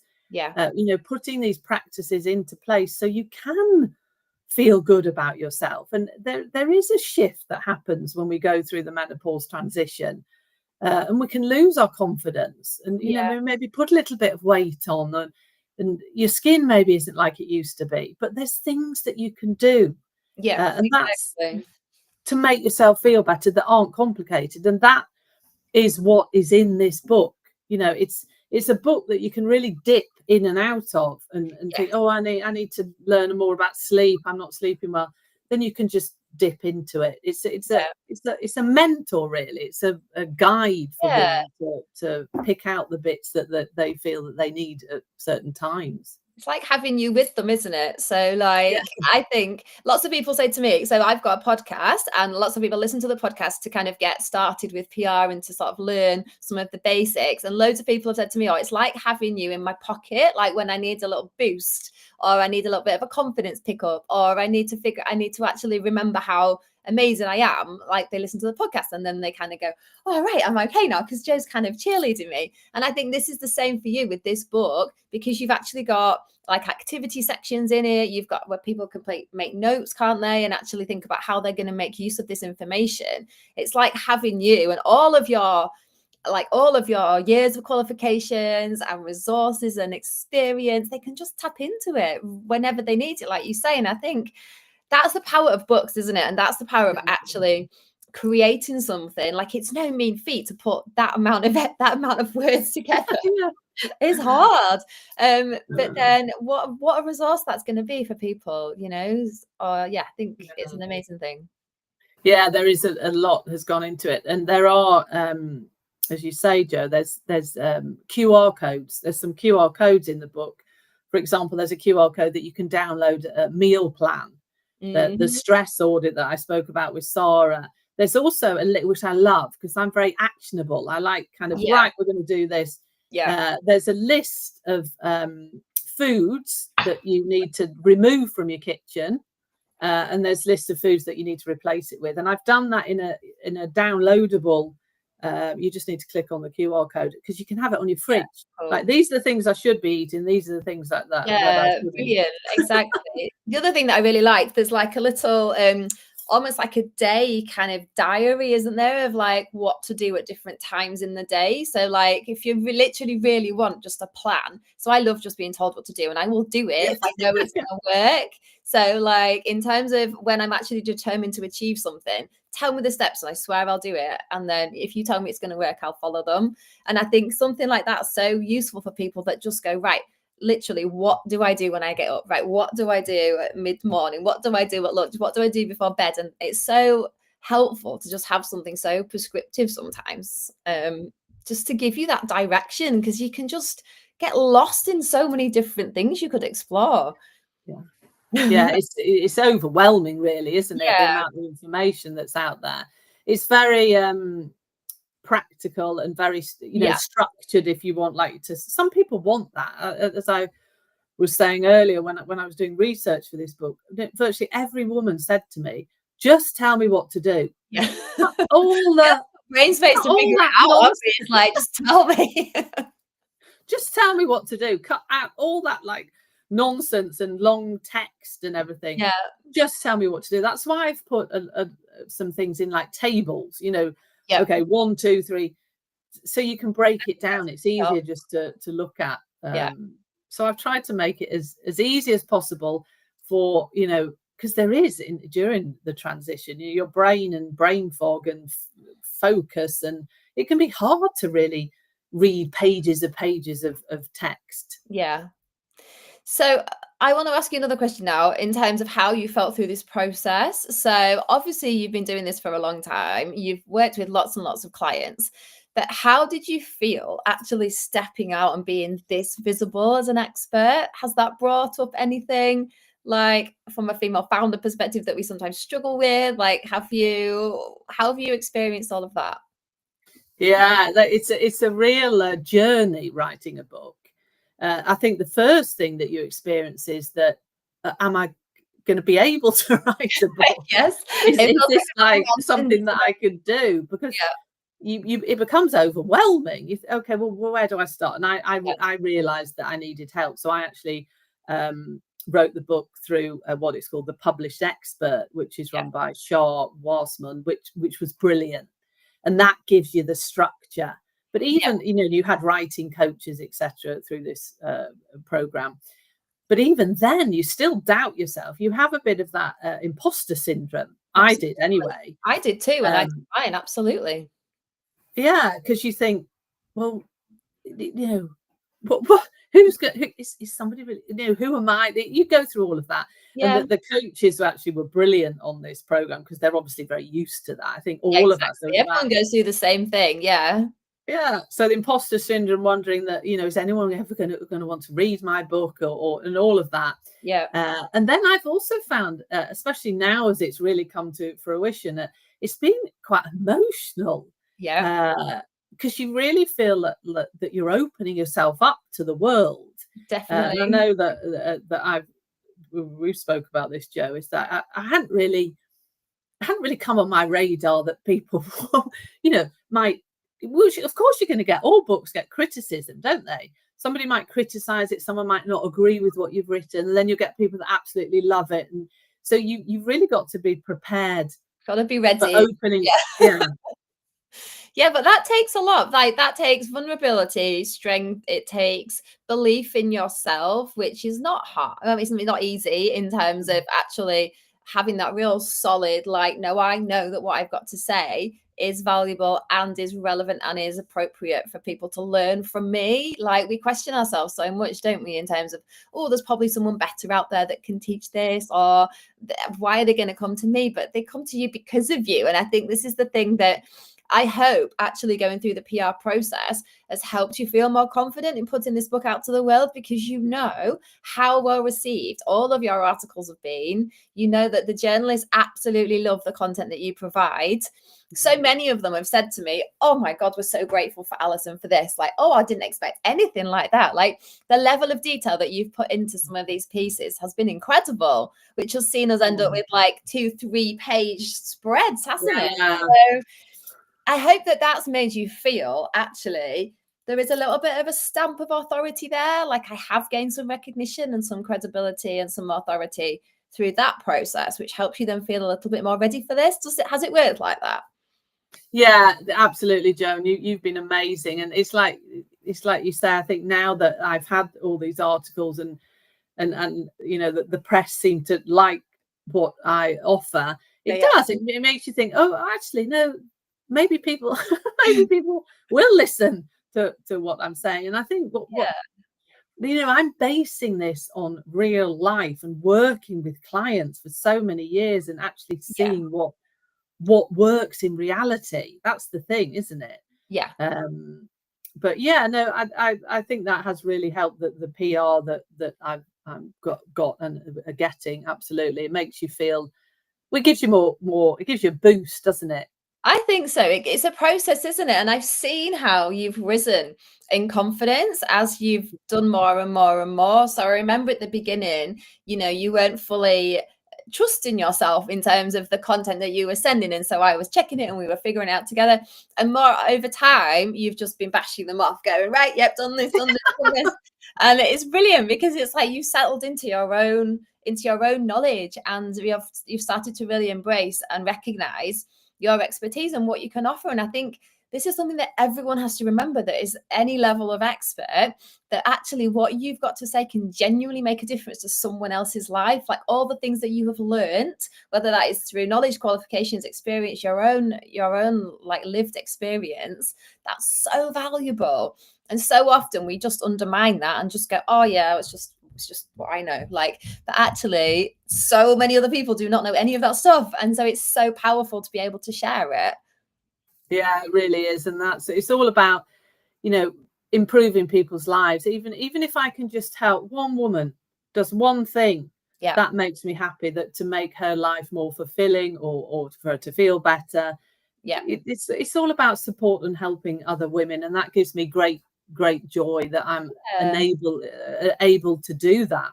Exactly. It gives you a reason, doesn't it? It gives you a focus of actually using this knowledge for good, which you absolutely have been doing. So where are we at in terms of bestseller status, and how far have we got to go to get to what you need or what you want? Yeah, I mean, like I say, it's been totally overwhelming, really. I haven't, because I'm doing everything myself today, so I haven't actually had chance to look. But when I looked this morning because the markets that have been bestsellers in Sweden, .com, the US, and the UK. So I am bestseller in all of those markets. Amazing. In Sweden, I've been virtually for the last 2-3 days bestseller in, I think it's 4 or 5 different categories: menopause, skincare, many different categories. In the UK, I was up at place 3 on the bestseller. So we're getting there. And then the US. More to do there. Like, let's get some YouTube behind you. So anybody that would love to buy this book, it's full of information. Bargain. Yeah. Scan the QR code. That takes you to the .co.uk Amazon, but obviously depending on what country you're in, you need to go to that Amazon. And send me a receipt of the when you bought it, and you'll go into the prize draw 4 places on my 21-day reboot I'm giving away, which starts on the 1st of September. I'm also giving away an ebook with loads. It's like this wonderful, delicious recipe ebook. And Pause Live, I know you're a big fan of Pause Live as well, Jo, have offered 10% discount on tickets. For anyone that listens to this today. I'll put them all. I can put up some more information and details about that. But yeah, so get your copy. Let's all get me to #1 in the UK and the US. Let's do it. We need more pom-pom shaking for that. Woo! Oh yeah. You are gonna, absolutely. Well, massive congratulations, because I know how much work's gone into this, and yeah, it's a hugely valuable book. So you've done your thing, you've got it out into the world. Now it's just time to celebrate. Brilliant. Oh, thank you, Joan. Thank you so much for coming on today, and thank you for all your support and everything that you do to help me. I appreciate We've got lots to do after today, so let's go. Yeah, absolutely. I'll be taking screenshots of all my best-selling Good. status on Amazon. We want to see who we So, beat. That's always fun. So we want to beat yes. someone cool in the runnings. Yeah, I've already been doing that. So Yeah. I've got loads of screenshots. But brilliant. Thank you so much and have a great day. I'll Jo. catch with you soon. Keep me posted. Okay. All right, Bye. bye. Bye.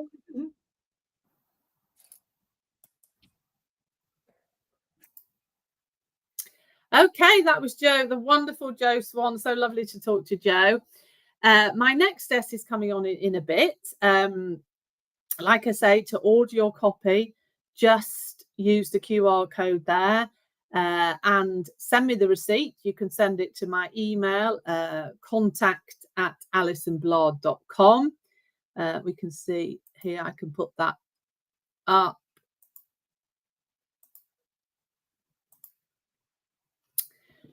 So the prize giveaway is here. I'm going to be doing it throughout the day once I have a chance to look at my emails. WhatsApp, you can send me the receipt, and you can also send it to me on any of my platforms, Instagram, Facebook, any of those. Just send me a message with your receipt and your name there, and I will put you into the prize draw. You've got the QR codes there if you want to buy the book. One thing that is very important as well for me with the book is that people leave reviews. Amazon loves reviews. So I kindly ask you, it doesn't have to be long, it could just be a few words.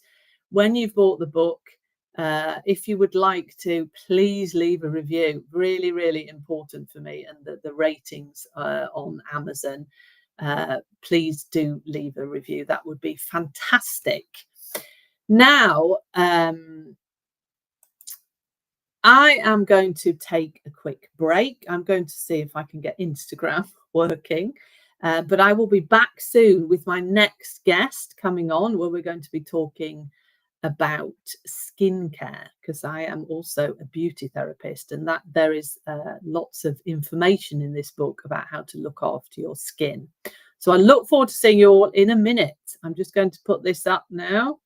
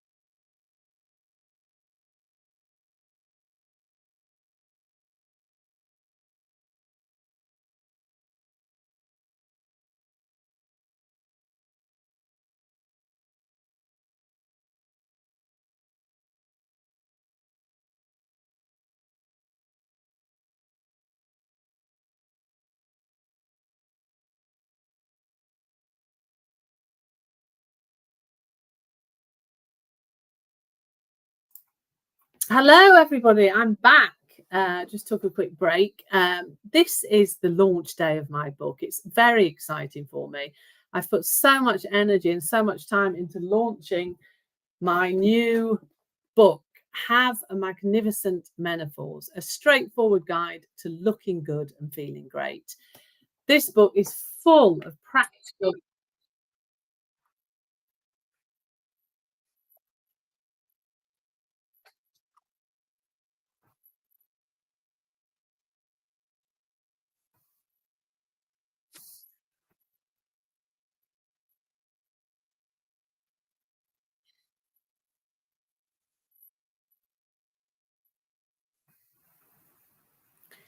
I don't know what happened there. It was repeating itself, wasn't it? Let me just check everything. The technical side of this is it's quite stressful, but I hope you could hear me then. I was talking about this is the launch day of my book. I'm already a #1 bestseller, which is fantastic, but I really need your help to keep the sales going on this book.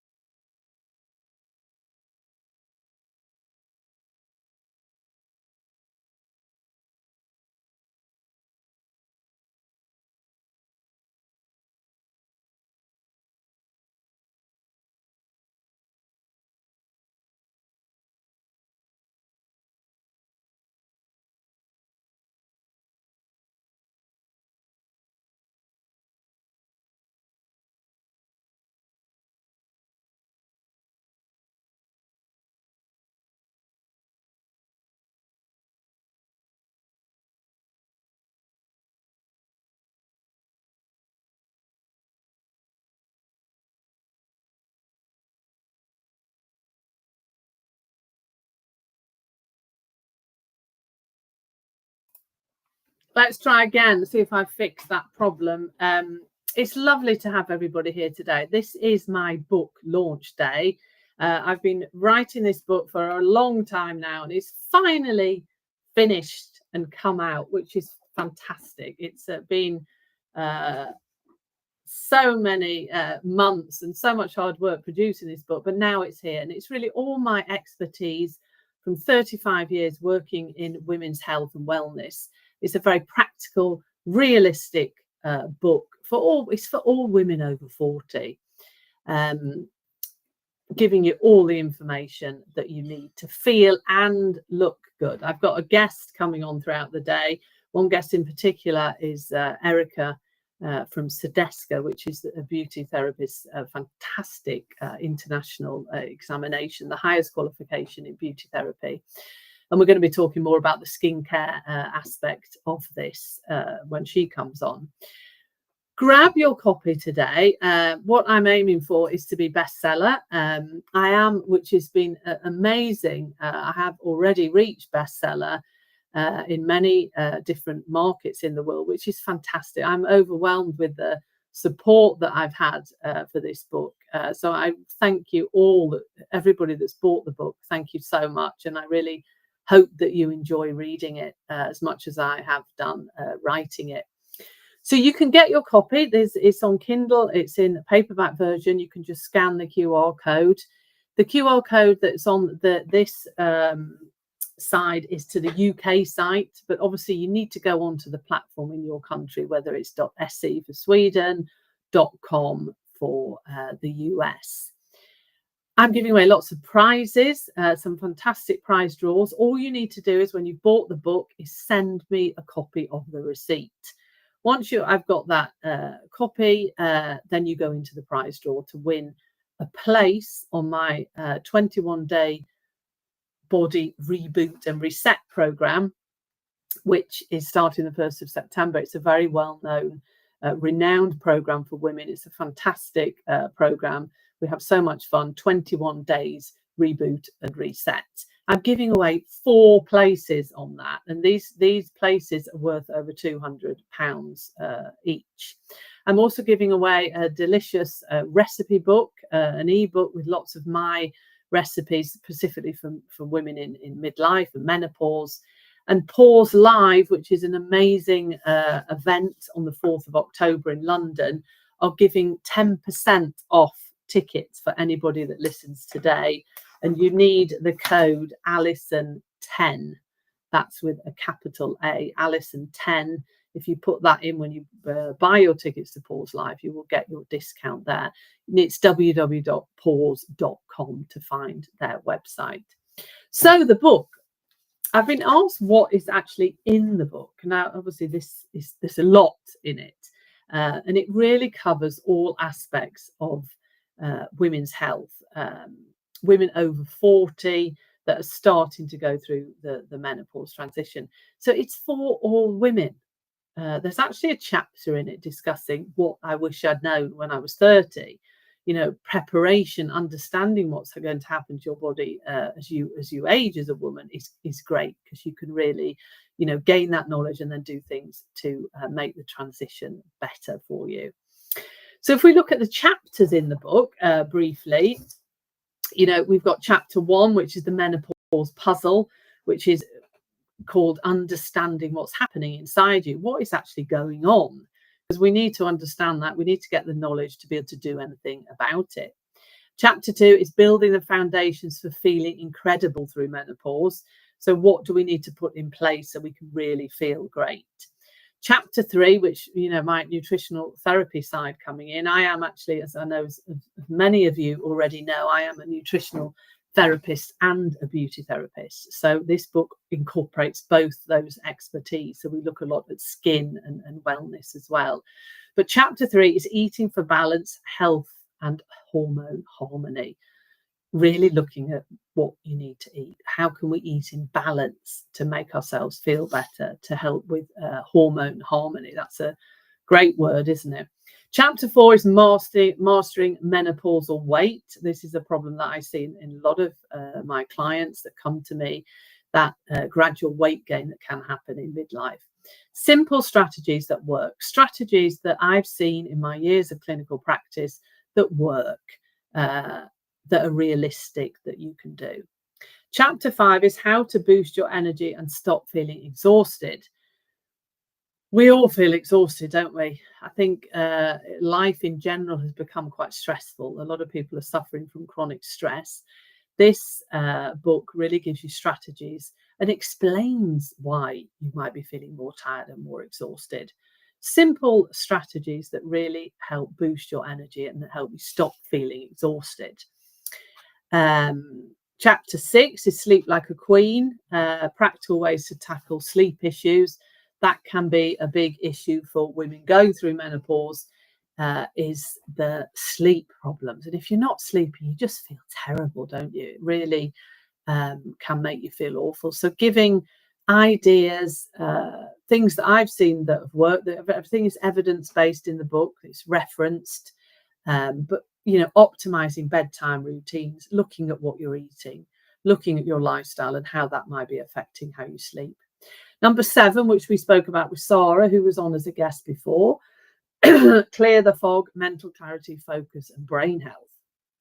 And then chapter 8 is stress less, Conquering anxiety and finding peace. It's a big chapter on that, because that is an area that a lot of women struggle with. Chapter 9 is Move Your Way, finding fun, freedom and strength in movement, how we can incorporate exercise and movement into our daily lives without it being overwhelming, finding something that works for you.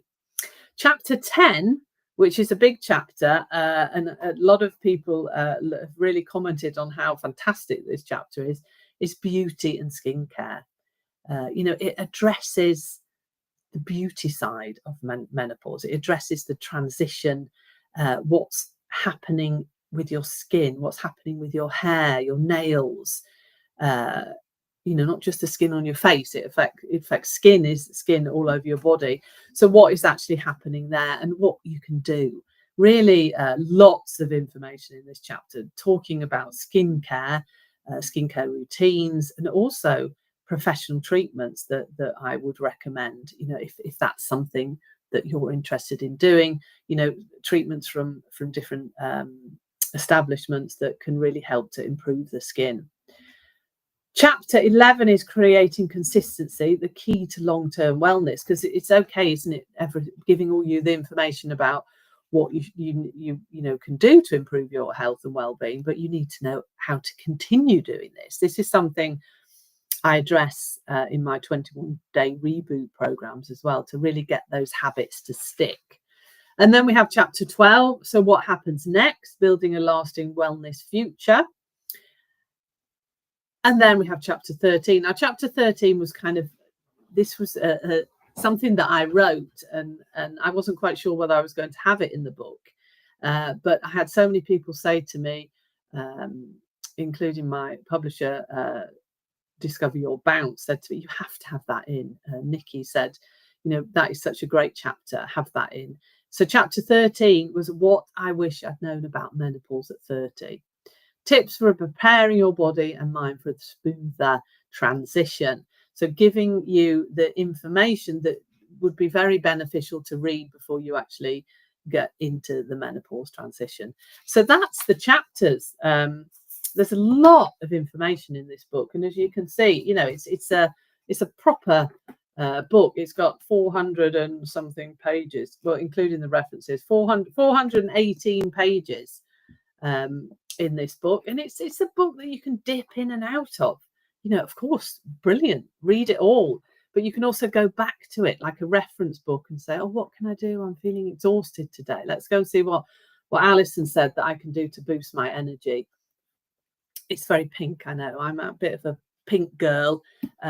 This book had to be in pink. That was my colour, and I wanted it to be very bright and positive and happy. So grab your copy today, scan the QR code, go in to the prize draw, and please leave a review. I would love you to leave a review. That really, really would help me when you get the book. Thank you so much. So the next guest we have coming on, let me just check my schedule here, is Erica from Sedesco. And we're going to talk about the skincare and beauty chapter. She's coming on in half an hour. And we're really going to go into why I wrote this chapter and give you some tips on how to look after your skin and from a beauty therapist's point of view. So I'm going to leave now for a while just to grab something to eat quickly, and I will be back to talk to Erica. But please send me your receipts that you, when you buy the book, help me get to #1 bestseller in the UK and the US. That would be fantastic. Thank you so much for all your support. It means the world to me. And like I say, I've been overwhelmed with the support that I've been getting around this book. It's so lovely for me to receive that. All right, I will see you all in a bit. Thank you so much.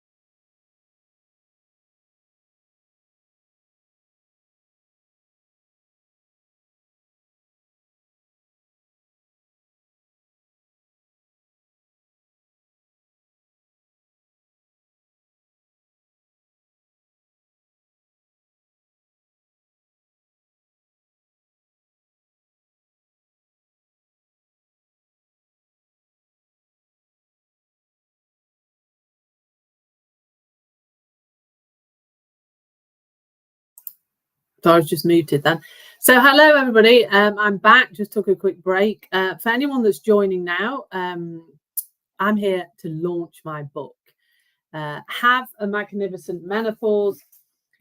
This is the launch party. Have a Magnificent Menopause, a straightforward guide to looking good and feeling great. And this really is what this book is. It's a guide, it's a mentor. There's so much information in this book. It's all my knowledge of 30 plus years working in the health and wellness industry, working with clients in clinical practice, seeing what actually works. And this is a book combining my expertise as a nutritional therapist and as a beauty therapist, all in here. So it's also looking at the skin care and beauty therapy side of, what happens with the skin during the transition of menopause, and really for all women. This book is for all women because there's so much information there about nutrition, lifestyle, skincare, and also talking about professional salon treatments, new ingredients, sun care ingredients that you maybe should avoid. This it's packed full of information. If you'd like to get yourself a copy, you can just scan the QR code which is on this screen. This takes you to the UK Amazon site. My book is available on all Amazon, well, I think virtually all Amazon sites. If you're buying it in Sweden, it's .se, amazon.se. If you're buying it in the US, it's amazon.com, etc. But this one on screen is to the UK Amazon site. Please, I'd love you to get a copy. You can buy it the Kindle version as well, which is a giveaway. I think it's like 99 pence. It's really, really, for the information that you get in this book, it really is a giveaway. If you buy a copy, which I hope you do, I love your support. I'm really aiming. I'm being overwhelmed with the support that I've had for this book. And I am already a #1 bestseller, which is fantastic. And I just can't tell you how happy I am about that. But we need to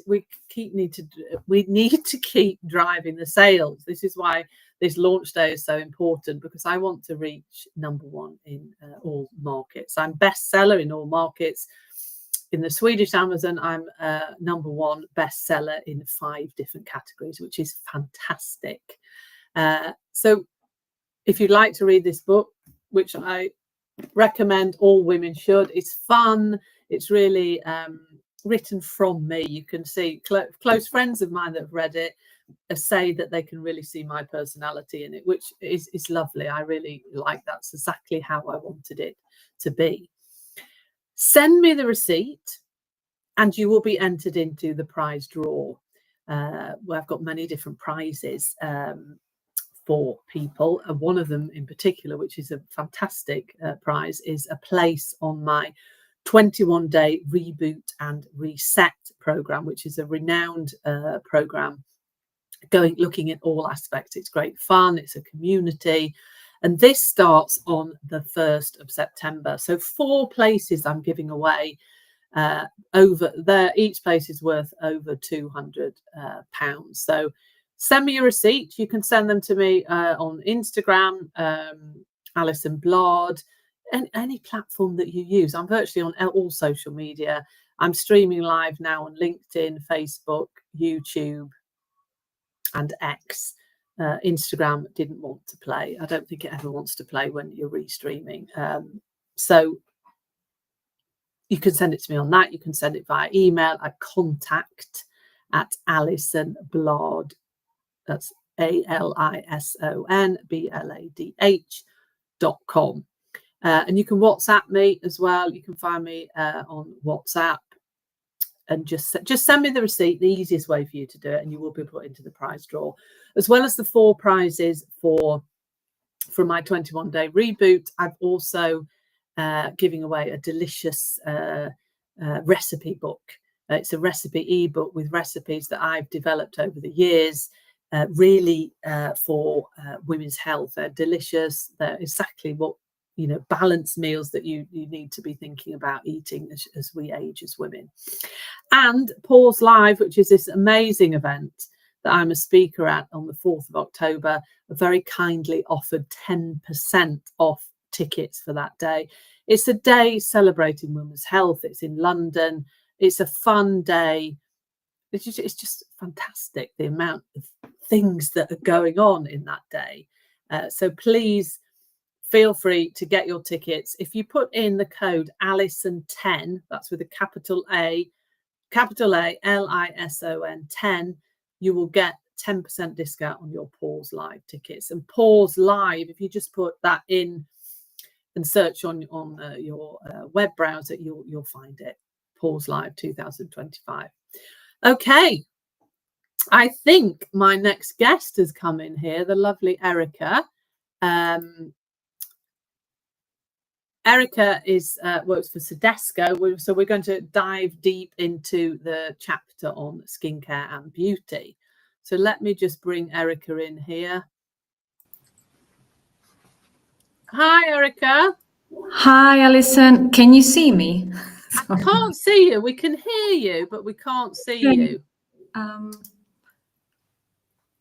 You're done. Okay. Hopefully now. No. Sorry, apologies. You know what you can do, actually, Erica. So you on this. Can you see on where you come in a settings button? Because sometimes that worked. Settings. Video settings. Yes. Sorry.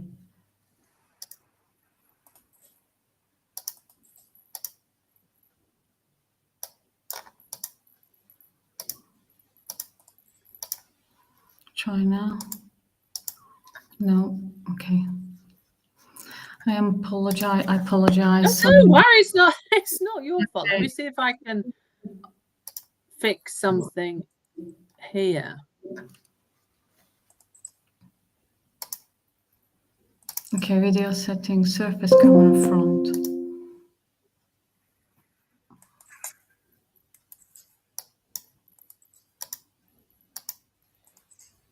Well, I had this problem with another guest, but when I clicked on, I've got like a settings. Let me see if it seemed to. I have 3 options. Sorry, the webcam utility, surface camera front, which I did. And then auto, maybe. No.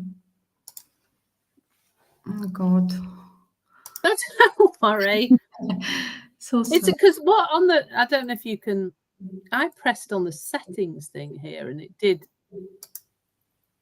we did get the video working on my last, I can press here. Okay.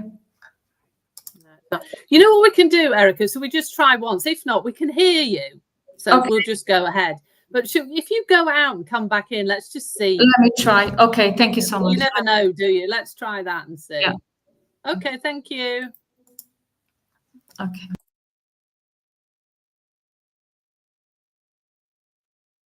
It's not easy, is it? With this live streaming, it's been a bit of a learning curve. But I can see Erica now on there. Let me see now. Yes. Hello. Hi. We I managed wanted to see your So pretty lovely. face. It's not the same talking to just a dark screen, is it? I am so excited to be here. And first of all, I say a huge congratulations for this amazing achievement. It couldn't be the better person write this book. And it's just an amazing, I read the book, amazing. Oh, you're so sweet. Thank you so much, Erica. And I really, really appreciate you coming on. I know how busy you are. And it would, Erica, well, tell everyone who you are then before we get going so they know what you do and what you work with.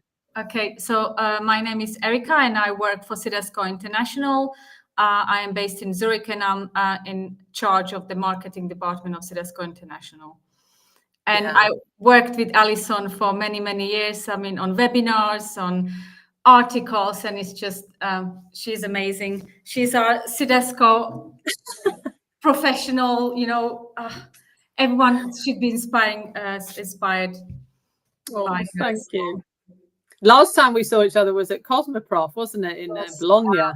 Yeah, you've done an amazing menopause massage and the feedback we got in Cosmoprof. I mean, it's such a huge reach, and they were just amazed by you. So hopefully you'll be back again soon.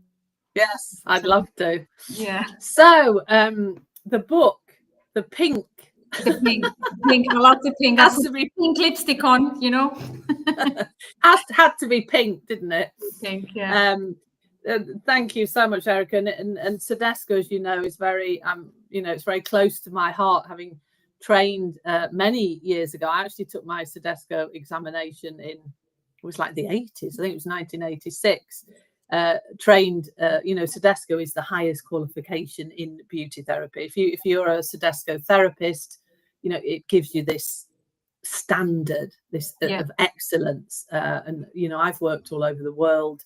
As soon as that people know you're a Sedesco therapist, you know, all the doors open. So I just love Sedesco, and I think everyone that works there is fantastic. So it's so nice to have you on here today, because I actually talk about Sedesco in the book, because it's been a big part of my, you know, career path when I trained to be a beauty therapist many years ago. And this book just wouldn't have been complete without talking about like the beauty and the skincare. And I think that's really, with my combined expertise of being a nutritional therapist and a beauty therapist, that's what makes, one of the things that makes this book quite unique, because it's not just talking about, you know, academic. There's nothing wrong with that. No, but this is very practical, and it's looking at what's happening in the skin. Because I also, you know, we talk about nutrition and lifestyle, but what actually happens to the skin when we go, exactly, we age as women? Yeah, and that is one of the first questions I wanted to ask you, because you're a Sedesco alumni and, you know, a Sedesco trained therapist, and you're also a nutritional expert. And so your approach to beauty is obviously quite different. And so I was wondering what inspired you to combine these two and write this book. Yeah, great question. When I first started my career path, I trained as a beauty therapist. One of the triggers for that was that I had acne when I was a teenager, and I went down the path of finding out what I could use, nutrition, etc. Having worked as a beauty therapist when I started off my career, I saw in so many clients that, you know, you would work with all the aesthetic treatments and products, and of course it's fantastic and you get amazing results, but there was always a piece missing.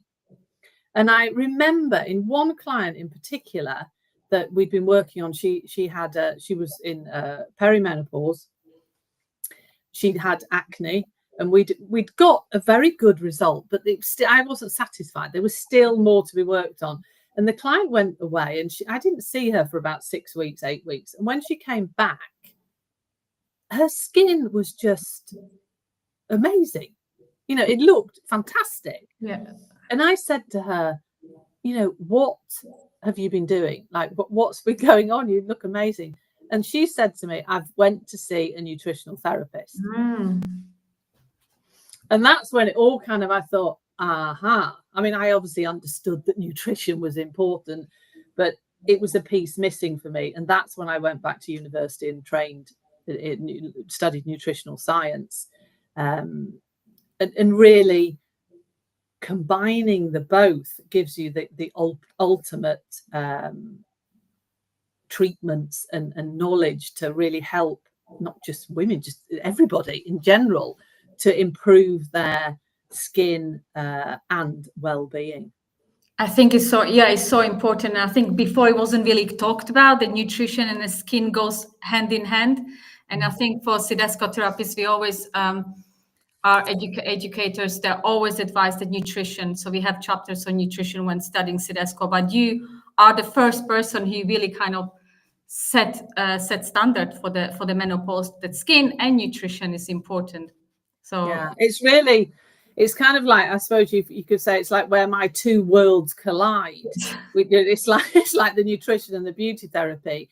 And it's, you know, the book's just been launched, but as far as the feedback that I'm getting, it's becoming one of the most loved chapters in the book, because it's probably actually the biggest chapter, because there's just so much information I wanted to get across. So yeah, that's brilliant. Yeah. I made some notes because there are so many questions, but the information when you read the book is amazing, and I just can't wait once everyone has it. The feedback you will get, it'll be amazing. So you do write, for example, about the hormonal changes which affect collagen and elasticity, but what visible changes women often see, and what can you actually do about them? Yeah, there's so many things that happen in the skin, and it's quite a gradual process. And one thing that we can't forget is that we do also have the aging process, going on in the background. You can't blame everything on menopause. Menopause kind of just accelerates everything, and it can make your skin go a bit crazy, actually, because of all the hormone fluctuations and decline in estrogen and progesterone in particular, and testosterone. That actually does have an effect on skin health. Testosterone tends to, but that isn't really anything to do with menopause. That gradually declines throughout, a woman's life as we age. So some of the things you can see that I give this all in the book. There's a big list of all these things that can turn up on the skin. Acne, for example, you can get acne, particularly when you come into perimenopause. Perimenopause, on average, it's very individual, but on average, it starts around the age of 45. It can start after or before. Pigmentation. All of a sudden, you see these like brown hyperpigmentation turning up on the skin that you never had before. And pigmentation is those years when you sunbathed. Like, I grew up in a generation where we didn't understand really how important SPF was. But you don't necessarily see it then. You see it when you get older. You get all these pigmentation coming out, and again, that the hormones do play a role in hyperpigmentation. Things like sensitive skin, dry skin. We need estrogen for the synthesis of hyaluronic acid, which is a fantastic product or thing in the skin that is needed for hydration. It's also used in a lot of products, hyaluronic acid, but we find that we can have a decline in that due to the hormone decline. So the skin becomes dry, it becomes more sensitive. And there's many things. There's a huge amount of information in the book about all these other things. What can you do? Yeah, there is many things that you can do. I think the first thing to do is to really understand that your skin isn't the same as it was when maybe you were 30, 35. Your skin can change. And I see that with a lot of clients, that they're using the same skincare products that they used, when they were 20, when they were 25. Your skin changes. So get a professional, Sedesco beauty therapist, to look at your skin and give you do a proper skin analysis and say, okay, this is your skin type. Now, this is what I would recommend that you use on the skin, because it's difficult. There's so many products out there, aren't there? And so difficult to choose. Yeah, and you also, I guess, react differently. You mentioned that some people get acne, some people have rosacea, or you have pigmentation. So it's important to see how you react and what you can do about it. Yes, absolutely. And also, you can suddenly, products that you've been using for years, you can suddenly react to them. Yeah, your skin just becomes unbalanced, sensitive. There's a lot. And another thing, quite an interesting symptom of menopause, is itchy skin. Yeah, and what I usually hear also, that people say, I feel like I just aged overnight, and it's just happened from nothing. And then, so you've been saying that's what's happening really to our skin as we age. Yeah. So would you recommend to obviously change the diet, but take orally some supplements as well to combat? Yeah, I mean, absolutely. It depends. I think when I recommend, there are in the book as well, on the end of every chapter, there is suggested supplement recommendations, but supplements are quite individual as well. And I do write about that in the book, that talk to a nutritional therapist or your healthcare provider before you start taking supplements.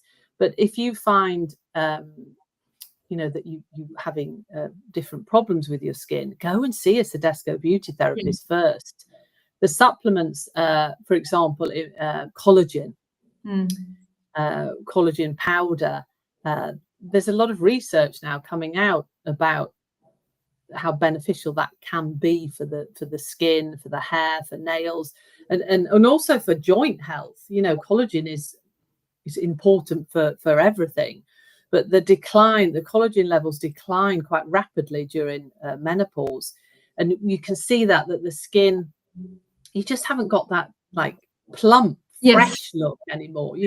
It's difficult, but it's true what you were saying. Sometimes you can wake up in the morning, you look in the mirror, and you think, What happened? Gosh, what happened? I didn't look like this when I went to bed. So collagen supplements can absolutely be beneficial for the skin, and making sure that you're having a diet rich in nutrients, that you've got a lot of wonderful antioxidants, healthy fats. Omega-3, for example, is very important for the skin. Fats are good. It's the sort of fat that you're eating that's so important. You should be eating healthy fats, like omega-3, avocados, nuts and seeds. All of those are crucial for skin health. And then using one key thing that I would say that every woman should use, no matter what age you are, is to use sun protection factor. Yes. And what would you suggest? At least SPF 30. I know in the US they have a different rating for SPFs, but a high sunscreen. In Europe, we say an SPF 30 plus. A lot of products these days do actually contain SPF. Yes. So they already have that in the day cream, so you don't have to apply a separate product. So important. If you start using for younger people that are watching, younger women and men, if you start using products with sun protection and you are protecting your skin, it will help with the aging process. It will help prevent pigmentation, damage to the skin. So it's really, really important. Good sunscreen, that is number one, really. There is a lot of information about that in the book, and also looking at different sorts of sunscreens.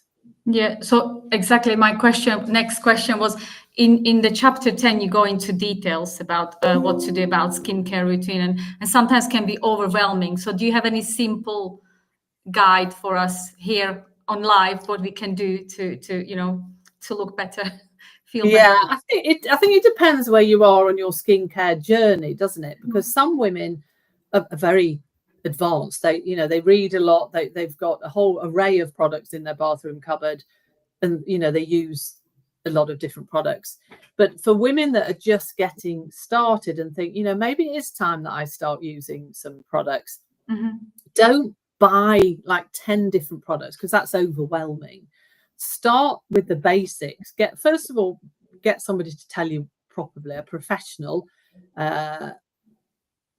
preferably a Sedesco beauty therapist, to tell you what skin type you've got, so you know what products that they will obviously recommend products as well. But start small. Start with a cleanser. If you're using soap and water on your skin, you will see just a difference if you start using a proper cleansing product, preferably a cleansing cream if you find your skin is becoming drier and more sensitive. So a good cleansing cream. And then what we recommend you do after you cleanse is use a toner. Now, I know this is a step that a lot of people miss, or they don't do, because they think, oh, what's a toner? I don't really need that. But a toner actually regulates the pH of the skin. So once you've cleansed with water, you want to rebalance the skin. You want to make sure the pH is correct. And it also removes any more debris from the skin, closes pores, depending on what toner you use. And then I would say, for women that aren't used to using a lot of skincare, start with one moisturizing product. Start with a good day cream with a sun protection factor. Okay, so it's already factored in. Okay. Yeah, in the product. That's like to start with.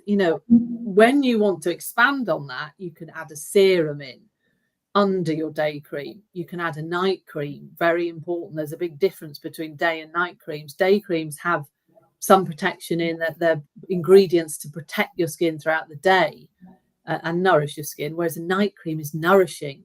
it's not got SPF in. You're in bed asleep. You don't need sun protection factor. Yeah. Yes. And serums, retinol A is a wonderful. I personally think that's a great ingredient for most people, for most women as we age. Hyaluronic acid, lovely ingredients, and things like eye creams. That's a big thing as well. A lot of people forget. And would that be before the moisturizer you put eye cream? Yes, put your eye cream round the eye area, and then put your serum or moisturizer on. Eye creams are specifically for the eye area, and they're adapted for those very delicate skin around the eye area. A lot of people put their moisturizer around here. It's too rich. Yeah, and you'll find if you find you're getting puffy eyes, that could be the reason. Okay. So using a good eye product, eye cream that's got anti-aging elements in it. And then another thing that I talk about in the book that I'm very keen on, that we do forget about, is the neck. Yes. So would you use moisturizer for the neck and the face, or that? Yeah, and preferably, if you really want to go full in, buy a neck cream. Okay. If that's getting a bit like too much for you, then use your serum and your moisturizer that you put on the face, on the neck area. And really, when you think about the neck, and bring it down onto the décolletage area, because it doesn't, it doesn't just finish here. If you're wearing clothes that you see more of the décolletage, you should really bring all your products down onto this area as well. Because that's quite delicate here. It can get quite dry. So yeah, neck cream. I talk about in the book different things that you can do, to treatments for the neck area. So professional treatments, if you went into a clinic and received treatments, different things you can do on the neck and the face. So I talk about that in quite in depth. Another thing I talk about, which I think is very interesting, is we're all getting this kind of, it's called tech neck. It's the one when you just look down and because we're all looking down at our devices the whole time.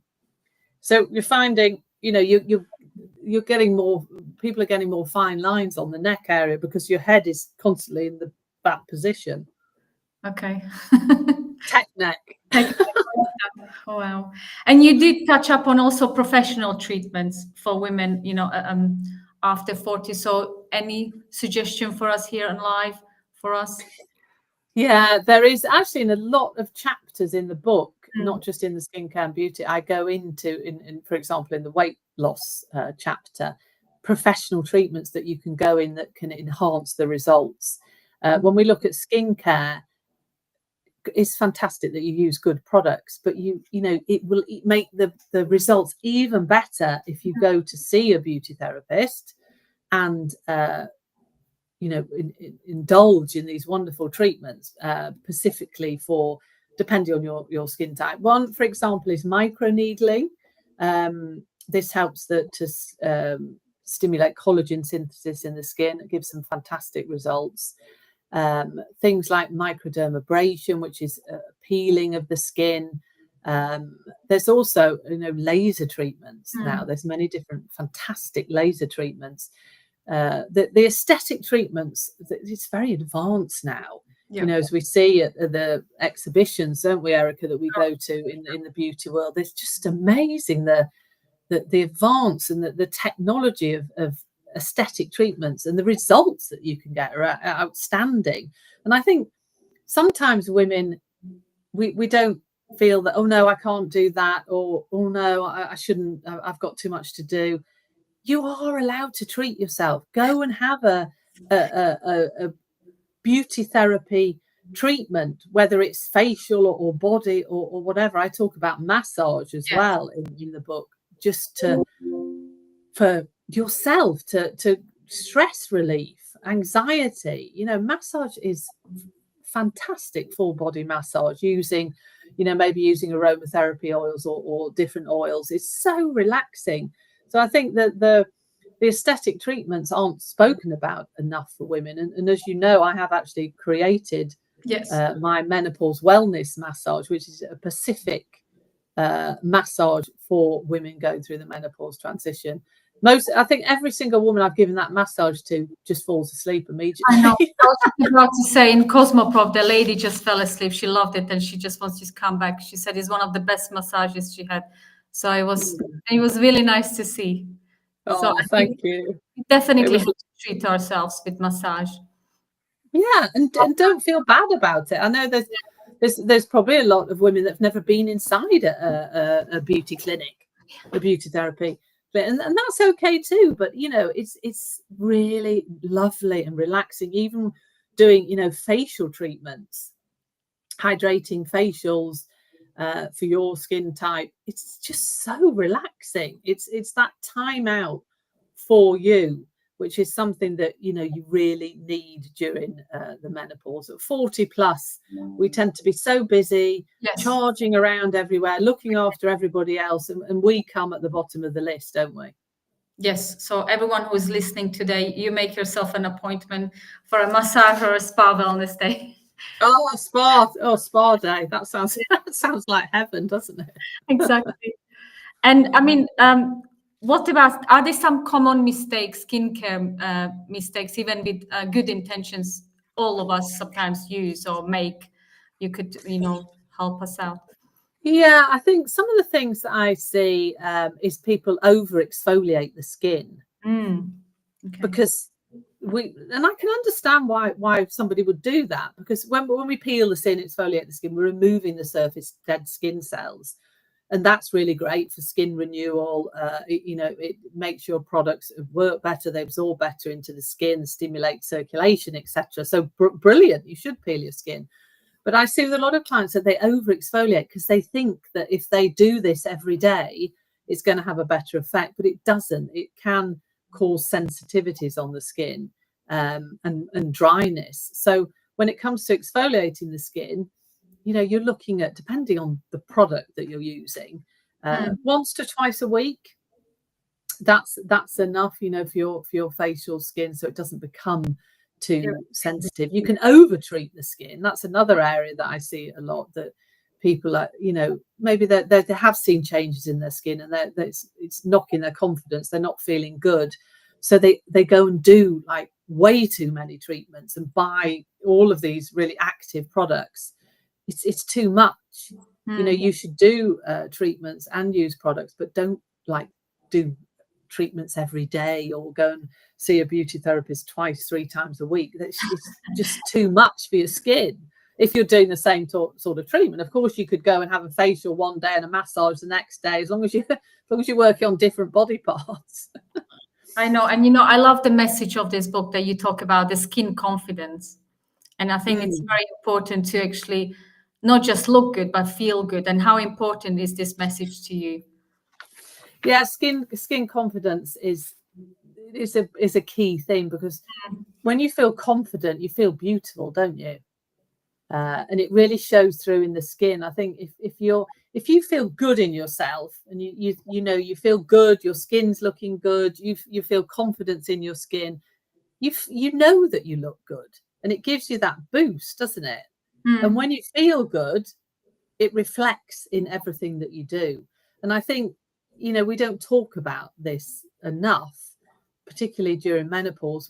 You know, I understand that there's a lot of things going on. There's a lot of different symptoms that can be terrible for women.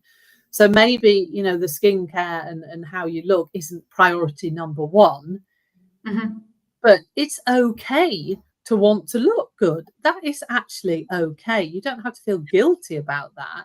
And if you feel good and you feel that your skin's looking good, it reflects and it makes you feel better. It gives you a boost in confidence. You know, many women feel invisible, like they've kind of lost their glow when they come into this transition. And using the correct products, having aesthetic treatments, you know, going to a Sedesco beauty therapist can really help you reclaim that and make yourself feel better. So the chapters, you know, it's not just about improving how you look. It's also improving about how you feel when you look in the mirror. You know, what's looking back at you? How do you feel about that? Because it's really quite incredibly powerful, you know, feeling confident in your own skin. and allowing yourself to spend time and money on doing that. I know, I think it's very powerful, and I'm so happy you're talking about it, and you're talking about the skincare as the nutrition. I think it's so important, the combination of both. And I also love the fact that you don't go into these crazy long skincare routines, 12, 20 steps skincare routines. Because I think as you mentioned, everyone is really busy at this time of our lives. And why do you think it's so important to have simple skincare steps instead of these 20 long ones? Yeah, and it's interesting, isn't it, Erica? Because I've seen, like, there's always trends going on there in social media and everything, and I can see how things are turning from that, like, super complicated skincare routines to simplicity. Yes, more of a a natural regime, natural products, not looking so made up, and it's turning, which is quite interesting. But in answer to your question, is that I'm very realistic, and I understand that women don't have time. We're busy. yes, and often quite overwhelmed with everything else that we've got to do in our daily life. So having a skincare routine that works for you, you don't need to have a shelf full of products that could, you think, oh, when do I use that? Oh, should I use that today? And then you end up not using any of them. So having a routine that is effective and well chosen to give you support, specifically for your skin and where your skin is, can be really beneficial and enjoyable. When you do your skincare routine in the morning or in the evening, it's enjoyable, massaging your skin, removing your makeup, applying these fantastic products. It should be a ritual that you really enjoy doing. And let's be honest, there's so many products out there, aren't there? And there are some fantastic skincare products. I think we're very lucky. There's some amazing products out there for skin, but there's also a lot of very clever marketing that is promising the world that doesn't necessarily deliver. So I really wanted this book to cut through all the noise out there when it comes to skincare and beauty, and offer real, like, grounded advice, rather than making it all super complicated. Exactly. And I think that's why I love this book, because you can find everything in the book, and very simple. And sometimes people, like you mentioned, they just get scared with so many steps to the skincare routine. So they're just not doing it because don't know how to start or where to start. And that's why your book is so good, because they know where to start and how to go forward. So can't wait for everyone to read it. But what would you say to the women who are watching this video right now, and they feel their skin has changed and just don't know where to start? First of all, read the book. Of course. Scan the QR code and buy the book. But no, I'm joking. First, I'd say, you're not alone, and you're not doing anything wrong. Because some people feel, oh, what am I doing wrong? Am I using wrong product? Why is my skin doing like this? Your skin has changed, or your skin is changing, and it's okay to feel unsure about the changes and what's happening in your skin. But the good news is there's so many things that you can do to improve your skin. Small steps. I'm a great believer in taking things gradually. It's all about making new habits. If you launch into a big skincare routine or try to change all your nutrition at once, you might do it for a few weeks, but you will end up going back to your old habits. So even something as simple that you could start doing today to improve your skin health is to drink more water. Very basic, but do we actually drink enough water? I think a lot of people have very good intentions to drink more water, but they maybe don't actually do that. You should roughly be about 2 liters a day. That's about 8 glasses a day. If you're very active and you exercise and you perspire a lot, then you would most likely, need more. Don't feel you're alone. Reach out to a professional, Sodesco beauty therapist. Find a clinic near you. go and talk to somebody that a professional that knows what they're talking about, and get their advice on what skin you've got, what products that you can actually use. That's what I would say to women. And it's, your skin is changing like your body is changing. We change as we age. That's the natural part of life. Yeah. And we just have to accept it and read your book. Exactly. Yeah. Yeah, no, it's so lovely talking to you, Erica. And like I say, beauty therapy is, I have such a passion for beauty therapy, and I have that drive that I just want all women to realize that they can feel fabulous, feel and look fabulous. That's why the book, a straightforward guide to looking good and feeling great. I want that women to feel good in their own skin. That feeling when you walk into a room, in maybe you've got a new dress on or something. Yes. You just walk in and you think, yes, I'm here and I feel great. Exactly. Yeah. So that was so lovely talking to you. Thank you so much for coming on. And anybody that would like to purchase the book, you can just scan the QR code, and please send me the receipt, because I've got a prize draw going on today with 4 places on my 21-day reboot and reset body course. Yeah, that sounds really good. Yeah, it's a fantastic course. It's so much fun, and it's all the feedback that I've had from participants have just, it's changed their lives. I had a lady on this morning that has been on my program a couple of times, and she just feels amazing. Now she I mean, respect to her, because she did all the hard work. She just totally rehauled everything, threw everything out of her kitchen, brought all the nourishing foods. Yeah. And you're number 1 on the bestseller as well on Amazon. That's just amazing. Yeah. Honestly, I can't. I'm a bit overwhelmed at the moment, because I can't believe the amount of support and how wonderful people have been with launching this book. It's a much needed book. Sorry, it's a much needed book. So I am so happy that you've written it. I mean, we've been talking about it for a while, but you are just the expert who combines the skincare with nutrition for us, so we can read it. So really, thank you so much, and I wish you all the best. We will be in touch, I'm sure, and will be a bestseller. So thank you, Erica. It's always lovely to talk to you, and say hello to all the wonderful Sedesco people out there. If anyone's watching, thank you so much for your support. Thank you so much, everyone. Thank you, Alison. Good luck. Bye. Bye. Thank you, Erica. Bye. So that was the wonderful Erica talking about skincare. It's a big chapter, the skincare chapter, because I think that's an area that not necessarily many books go into it so in depth as I do, obviously, with my beauty therapy side. So please feel free to scan the QR code and order your book today. You can order the Kindle version and drop the receipt. You can send it to me on any of my platforms. You can email it to me on contact@alisonblar.com, or you can WhatsApp it to me, because I've got some wonderful prizes that I'm going to be giving out for people once they've sent me the receipts. So the next guest we've got coming on is the wonderful Sharon. She is coming on in about 15-20 minutes.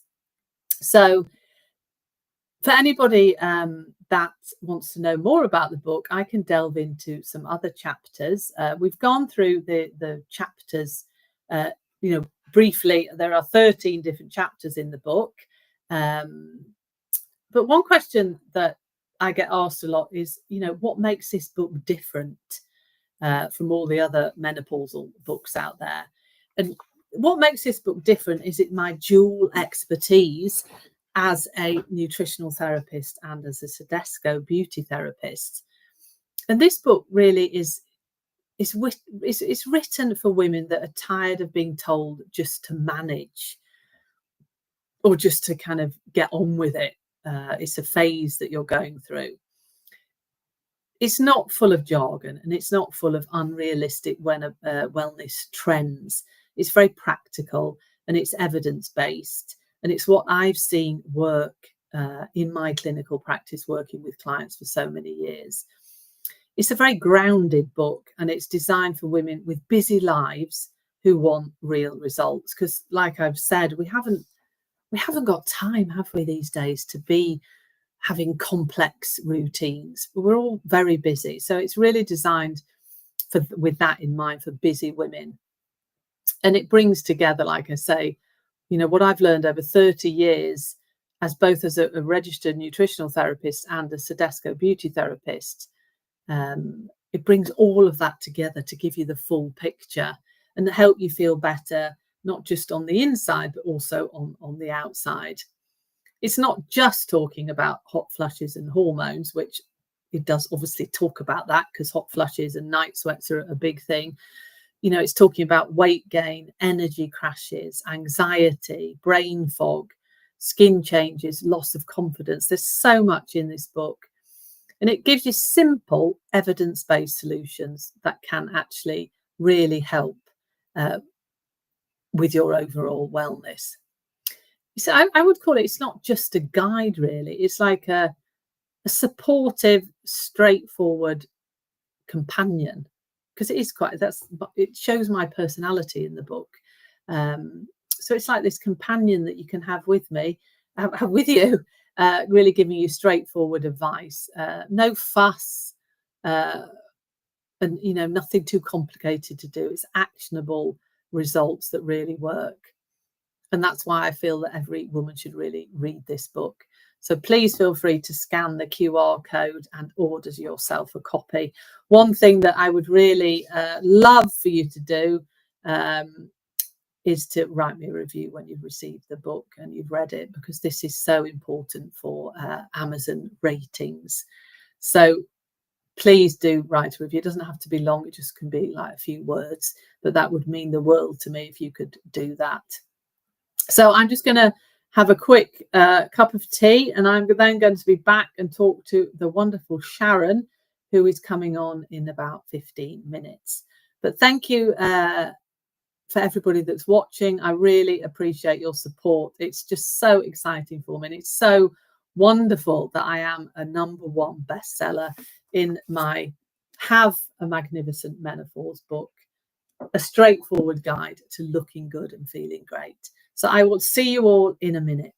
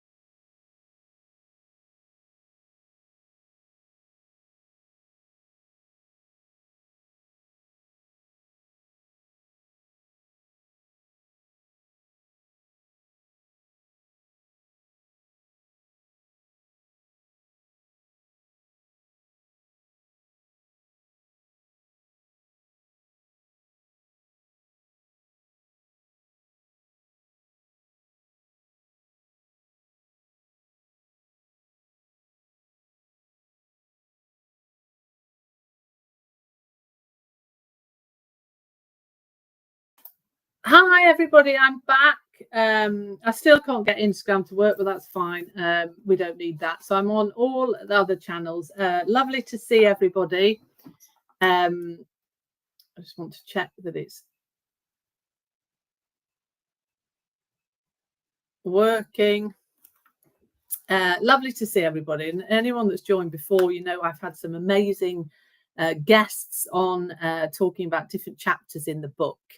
I have a prize giveaway going on all day for anybody that purchases the book. You can purchase the Kindle version or the actual paperback. You will be entered into a prize draw to win a place on my 21-day reboot and reset program, which is a fantastic program starting on the 1st of September. It's a really renowned program to really help with women's health. All you need to do is purchase the book and send me a screenshot of the receipt on Amazon. You can send it to any of my platforms at Alison Blood. You can find me virtually on everything. You can go to the contact part of my website. You've got all details there. You can email it to me, contact@alisonblard.com. And you can also WhatsApp it to me. So there's plenty of ways to send me the receipt, and you will go into this prize draw. 4 places on that, and also a wonderful ebook full of delicious recipes. So please get yourself a copy of my book, Have a Magnificent Menopause, a straightforward guide to looking good and feeling great. I am actually overwhelmed and so happy with the support that I have received for this book, and it is now a #1 bestseller. So I can't tell you how excited I am about this, because I've put so much work into this book. It's really a book with all my expertise, having worked in women's health for over 30 years with my beauty therapy side and my nutritional therapy side. Really, everything is in this book in practical, realistic ways to do it. When I was writing this book, when I was looking or asking women what they wanted in a book for menopause, or really this book is for all women, it's not just menopause. There's actually a chapter in it, the last chapter, which really I wasn't sure whether I was going to put it into the book, called It is for Women What I Wish I'd Known When I Was 30. So this is beneficial for everybody to read. But what women were telling me when I was writing it, or before I started writing it, is that just tell me what to do. Like, don't give me loads of text and things that I can't understand, or it's too complicated. Just tell me what to do. And that's what this book is. It's very practical and full of wonderful information. So I have a guest coming on soon in in 10 minutes, Sharon from Discover Your Bounce. It's going to ask me some more questions. I think that I am streaming on LinkedIn. I'm just going to check there if it's working. Yes, it is. So brilliant. I've managed to get that back up working. Yes. So one thing that I'd just like to read to you at the beginning of the book, there's some reviews, and this is so wonderful to get such fantastic reviews for people that read the book before it was published, to really get some feedback and reviews. And the first one is from Geraldine Di Piano, which is a fantastic lady. She's the CEO of FemiPharma and the founder of FemiPharma, who is going to be interviewing me later, I think on Instagram, or it might be on this platform. I will let you know. But what Jerry has written in her review of this book is praise for Have a Magnificent Menopause. Alison Blars has shared her wisdom with an incredible and pragmatic way to help all of us going through the transition from perimenopause, menopause, and postmenopause.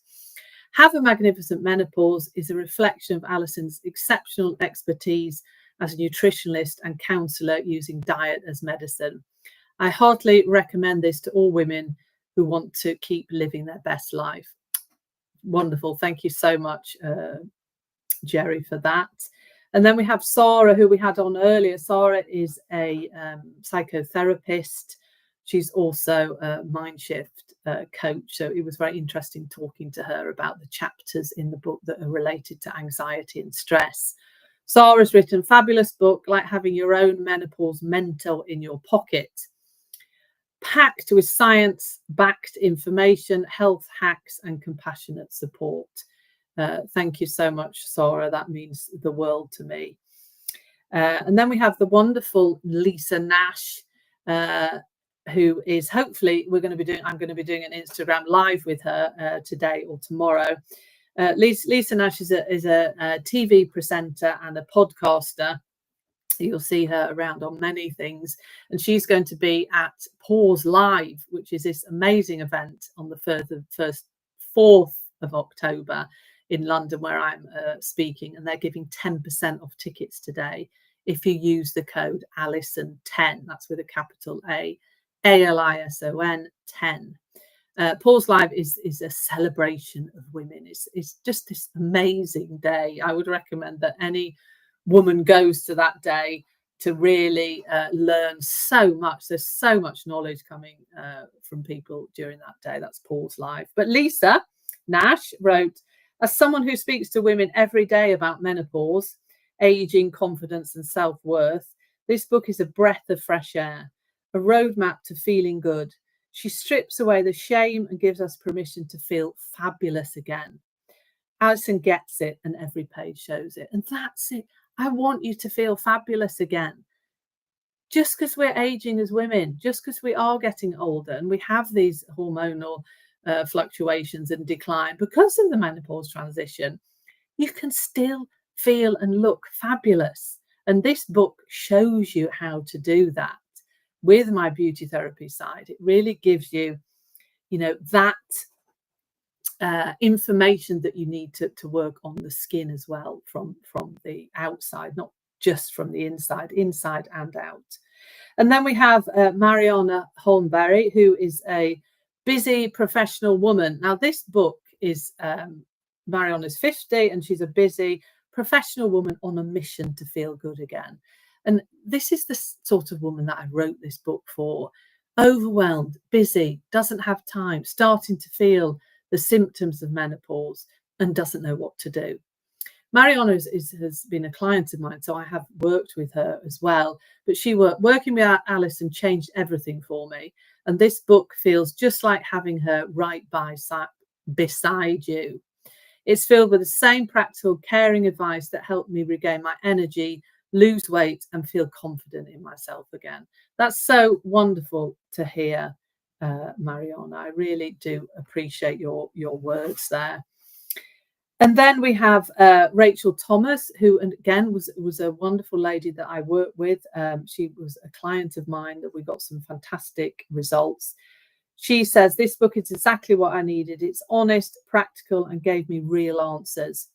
I feel more like me again. Every woman over 40 should read it. Wonderful. Thank you so much, Rachel. So that's just some of the reviews, some of the feedback that I've already had on this book. For everybody or anybody that is kind enough to buy the book or the Kindle version, or if you already have and you've already started reading it, I know the Kindle versions were sent out today. Please do give me a review on Amazon. It really means the world, and it really helps with my ratings on Amazon. Amazon likes reviews, and it's always quite tricky to get people to give reviews. I know myself, it's not the fact that you don't want to do it, it's just you forget. You say, yeah, I'll do it, but then something else comes up. But it doesn't have to be long. It can literally just be a couple of words. So please give me a review when you've received the book. That would mean the world to me, because I am already a #1 bestseller. Fantastic. I couldn't have asked for more from my book. I know it's all getting very pink here, but this is me. Pink. I love pink, as you can see. I even put up some pink balloons to celebrate this fantastic launch day. Scan the QR code. That takes you to the .co.uk site. if depending on where you are in the world, I have an international audience. So depending on where you are in the world, you just go onto that Amazon site, if it's .com or it's .co.uk.se. And I can say that I am an international bestseller because I am in the bestseller list on all those platforms. So fantastic. Thank you so much for everyone in the US as well. I know I've done a lot of podcasts in the US for the US audience, and I know how interested and supportive they've been to me. So thank you so much, and everyone in the United Kingdom and all the fantastic people in Sweden, where I've already become a bestseller. I'm a bestseller in Sweden. I think it's just quite overwhelming. I think in 5 different categories, and I'm actually a bestseller in Sweden in the books, all the books in Sweden.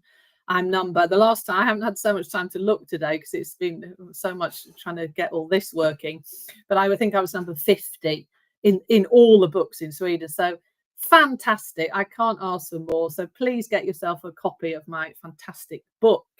Now we have Sharon. I see that Sharon's joined the studio, and it's so lovely to welcome Sharon in here. I'm just going to let Sharon in. Hello. Hi, Sharon. Hi. Hello there.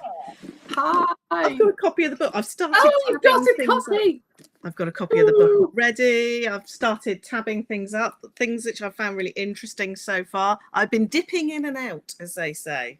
Yeah, and that's really, I think, Sharon, what this book is about, isn't it? It's, you can of course read the whole book, but it's something that you can certainly go back to and just read a chapter when you need it.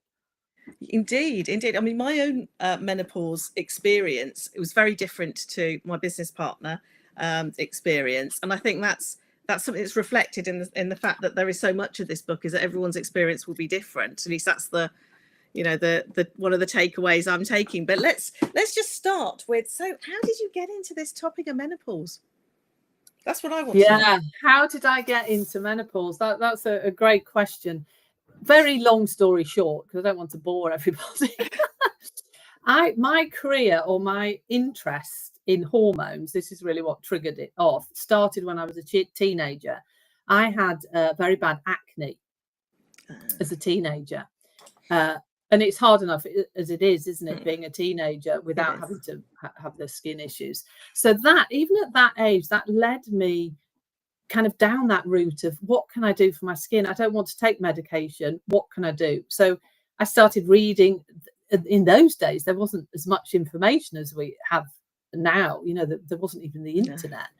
But I gained as much information. I changed my diet. I started using products on my skin, and I saw a huge difference. And I was fascinated when I was reading. I was fascinated by how the hormones were having an effect on my skin during puberty. So that triggered my love and interest of hormones, and that kind of followed on to training to be an esthetician, a beauty therapist. Esthetician is like a posh word for beauty therapist. Thank you. And it sounds very posh, doesn't it? Oh, it does. It's very official, but actually very vital, I think, to women's sort of overall how they see themselves, because it can be a very judgmental place out there in the world. And so I trained to be an esthetician, and that, because of my interest in hormones, I attracted clients that were going through the menopause or having skin issues due to hormone problems. So I specialized in that. So I was working with perimenopausal, menopausal clients, women 40 plus, in skin health, seeing fantastic results with everything that I was using. But there was always this piece missing. And I had a client once that we'd worked on her skin. She had acne, and she'd been away for a few weeks. I wasn't totally happy with the results. They were okay. She came back and her skin looked amazing. And I said to her, what have you done? And she'd been to see a nutritional therapist. And that kind of was like, the missing piece. Of course, when you study beauty therapy, you do study nutrition, but not absolute in the depth that you would to be a nutritional therapist. So that's when I went back to university and studied nutritional science. And ever since then, you know, I've been focusing on women 40 plus, that hormone piece. And I remember as I was growing up as well, seeing so many, like my mother, my grandmother, all these women in my family and close network going through the menopause and feeling terrible, not talking about it, just saying, oh, we have to get on with it. Nobody speaks about it. And that's when I made it my mission, really, to, you know, talk about it, get that knowledge out there. And that's one of the things, actually, I've tabbed up in here is a quote by Michelle Obama. We don't think we talk about menopause enough. It's like a hush-hush topic, and it shouldn't be. Women need to know what's happening to their bodies. And I think that's right. We do tend to suffer in silence a lot, or maybe there's been times where we've been loud enough about it, but it's very difficult to advocate for yourself sometimes, particularly if you get brain fog and can't remember. Yes, absolutely. And there's still, I mean, I work internationally with clients from all over the world, and I see now that, particularly in the UK, there's been a lot of momentum, hasn't there, behind menopause, and people are talking about it a lot more. A lot of celebrities have got behind it, which is brilliant, because women are getting that knowledge. But it really isn't like that in some countries. Some countries, it's still very, very taboo. You know, you don't talk about it. Women don't get the support and the help that they need. So it really does depend on where you're living in the world.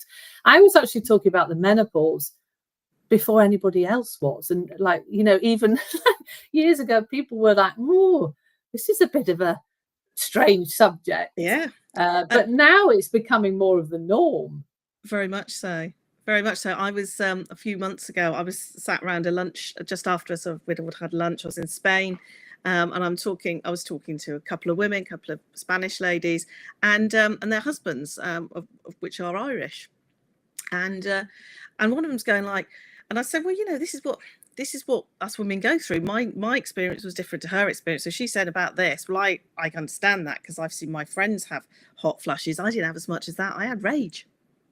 So my business partner, and we've discussed this openly, so it's okay for me to share, she got very tearful about things, and then if anybody upset her, I'd get rage. So we were charming to be around, very supportive of each other. We went through it at the same time.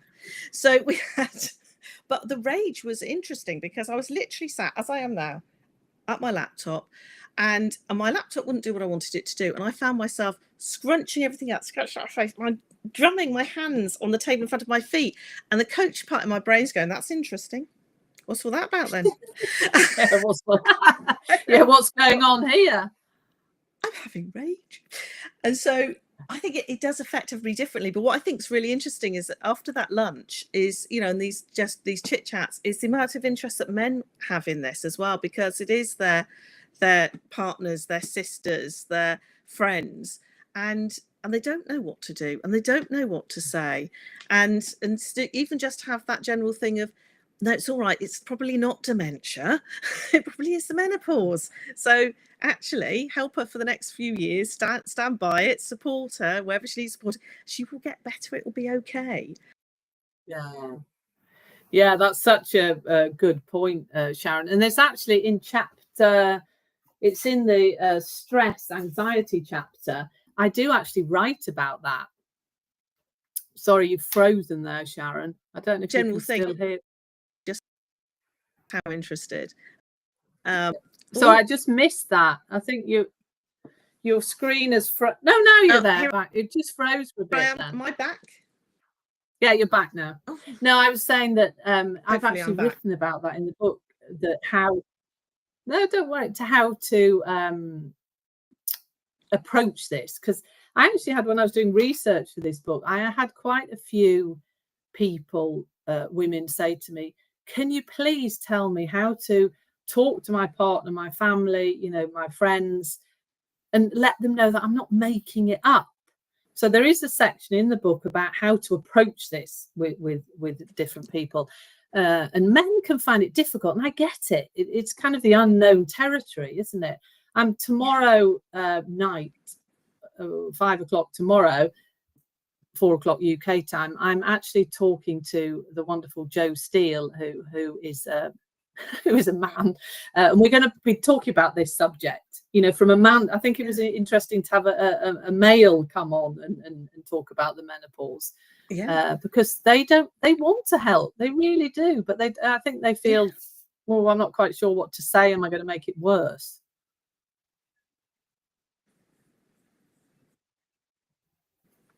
Have male friends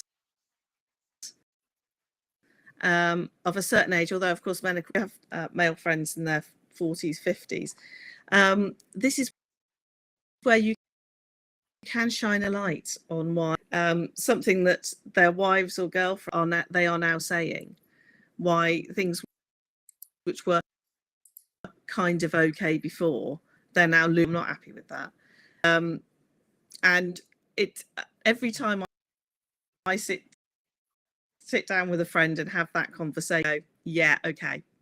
So you know, sort of okay before, when she had a lot of estrogen and you know, all the mothering stuff and everything else, and now she's got not having it anymore.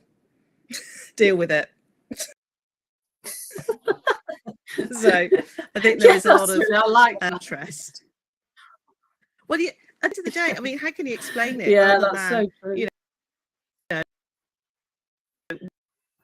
we are born with all this estrogen when we're younger, and you know, and we have baby, the thing that keeps crying at you, and well, it's there to keep that level of off.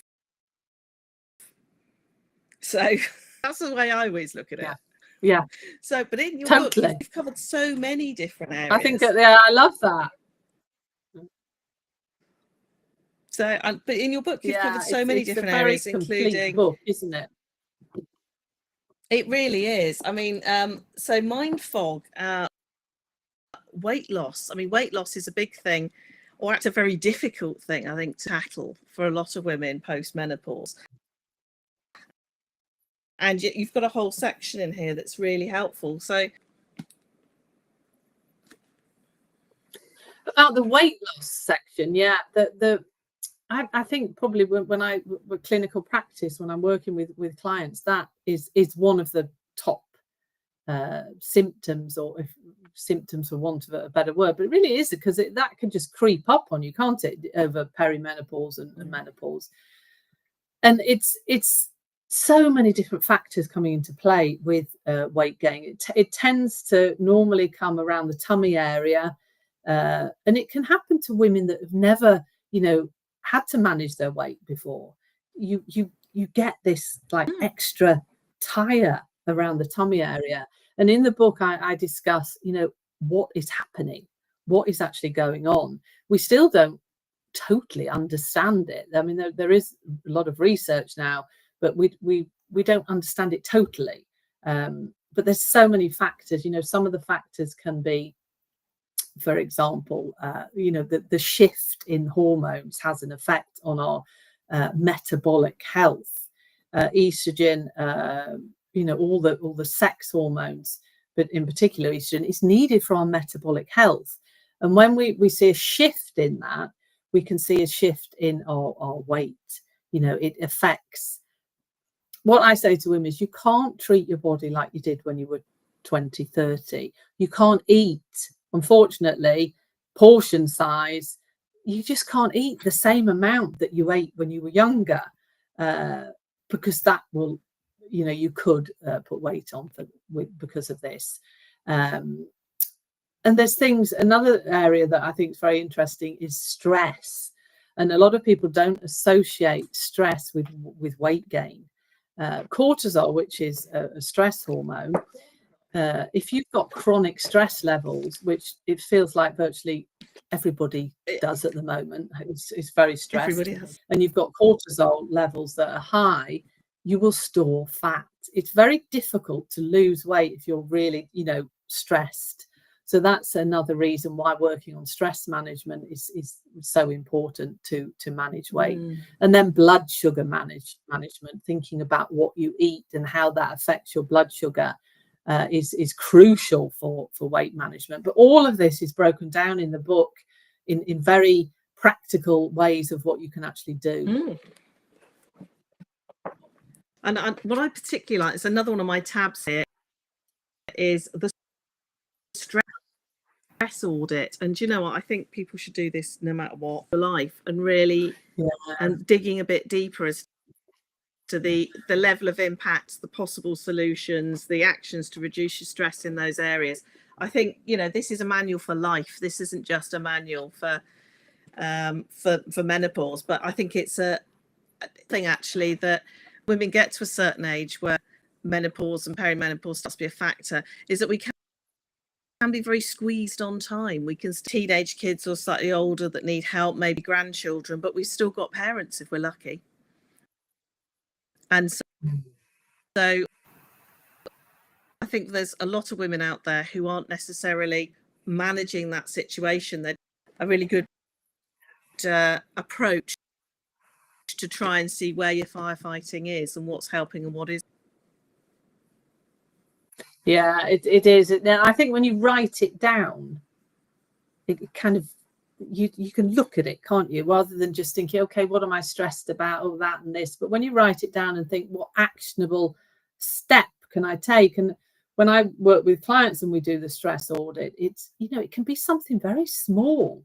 You don't have to overhaul everything. It can be something very small that could maybe just make you feel a little bit better. For example, a lot of women say to me that, oh, you know, in the mornings I'm so busy and I just rush out the house without eating breakfast. I don't have time. So, and then, you know, you go to a cafe, you maybe buy a coffee that's full of sugar and you grab a muffin or whatever, which obviously isn't good for your blood sugar. Putting something in place like, okay, have some boiled eggs in the fridge, have some nuts, prepare like a little bag that you can just grab and take with you in the morning and eat that at your desk at work, or eat it on the way or whatever. It's just small things, but if you add these small things in, it really can make a difference to your stress levels.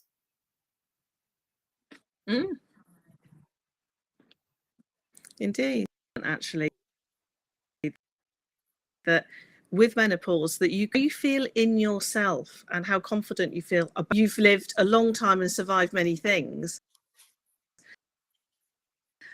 Because your body's become predictable, baby, then would have done 10 years earlier, have done without thinking. I've seen women then really go, oh, you've got to stand up in front of the team and do a team thing on the Monday. And I've seen friends be stressed all weekend over something that years earlier they would have done without thinking, and now it's playing on their mind, and they're not necessarily acknowledging that. Those changes in how you feel about your approach to things, I think, comes in and absolutely throw, you know, be up there in the stress audit without a doubt. Yeah, absolutely. And so there's sometimes you don't here about understand.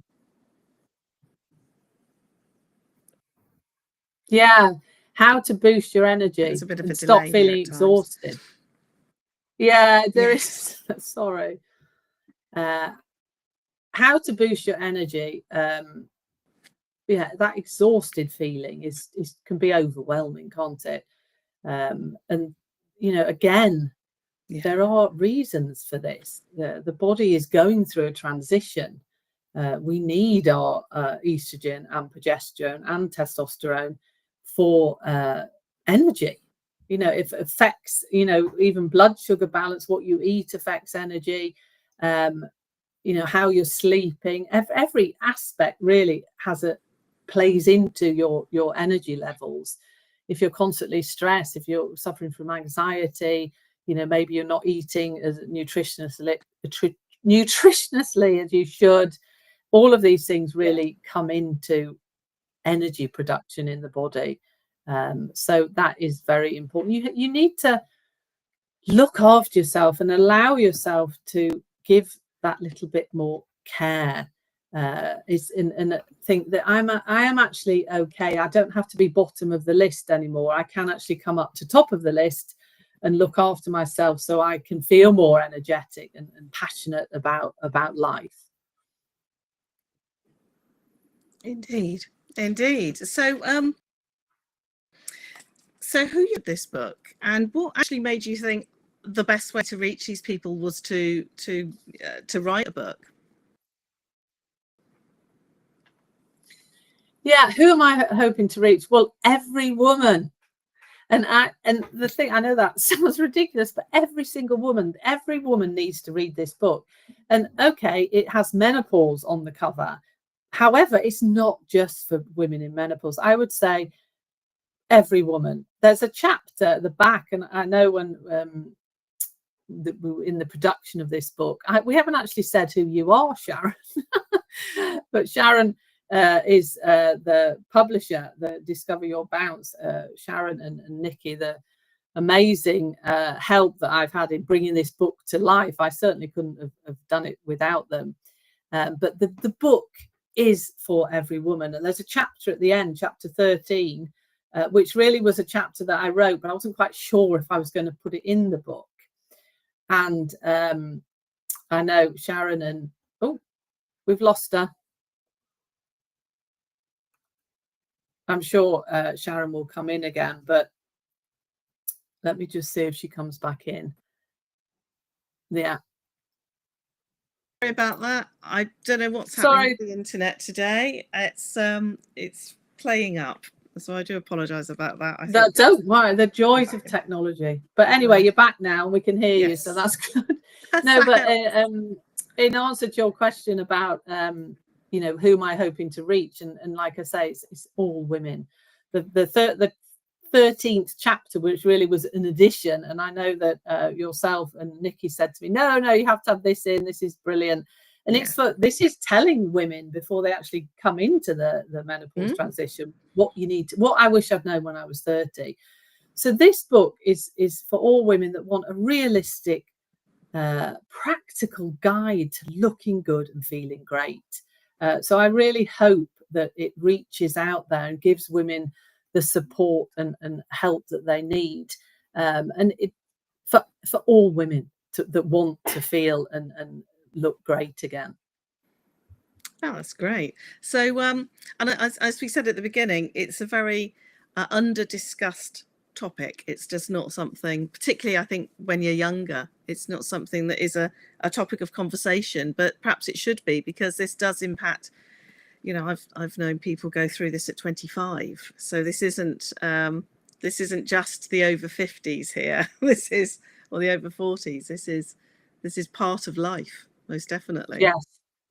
Yes, and as you say, Sharon, there are women that experience a menopause due to many different reasons at a younger age than 40, absolutely. And there's a massive need for a book like this, because millions and millions of women will go through the menopause transition. It's a natural phase of life. Every single woman on the planet will go through menopause, and some women glide through it. Some women really, you know, have problems. They really do need support. They can have some terrible symptoms, and a lot of women tend to just struggle on in silence, and they don't ask for help. You know, they're trying juggling careers and families and all of this. So this book really is a roadmap for all these women to really help tell you what's happening in your body and in your brain, and also give you the practical advice on what you can do. Indeed, because I think the thing with menopause is there's so many different symptoms, isn't it? You know, it's not like a broken leg. You can't just go, yeah, you see, you get a scan or something, right? You get an X-ray and they go, that's broken, that is, and we do this. That is not how the menopause works. I mean, they're just the sheer volume of different things that can, and different experiences, very difficult for them and for care, doctors, whatever, to actually draw that conclusion as well. That's my experience. It's not even necessarily spotted by the professionals. Yeah, it's so individual, isn't it? It really is. How different, you know, it's a different experience for every woman, and that's what makes it so complex, because there isn't absolutely isn't just one size fits all. It's very individual. And I think doing, trying things and thinking, did that work? Did that make me feel better? Yes, that did. No, that didn't. It's tailoring it to what you actually feel helps you. But it's complex. They were talking about hormones. We're talking about, bodily systems. We need our hormones, and when our hormones decline, we start to see things happening. So it is a very individual experience. And I think, don't be, to all the women out there, don't be afraid to talk about it and say how you're feeling and ask for help. No, indeed. Once you get through this thing, there is a whole gateway to a whole new life. So I think there is having a magnificent menopause. Why put your life on hold waiting to get to the other side of it? Because it could take a decade, couldn't it? And that's when we're at our power. So that why not start and really not suffering? Because why should we? Of women, I think. No. Suffering and not necessarily it has, sharing. hasn't it? I actually write in there's a part in the book where I write about how hundreds of years ago, how we looked at, we didn't really kind of know what menopause was, but women that all of a sudden that were going in menopause maybe suffered from anxiety or other things, and they were just thought of as being like hysterical and crazy, and they were locked away in asylums. So I mean, obviously we've come a long way since then, but that is really how, because we didn't know, but that was how we looked at women. We've always, it's like it's not fair, really, is it? No, but it's interesting as well.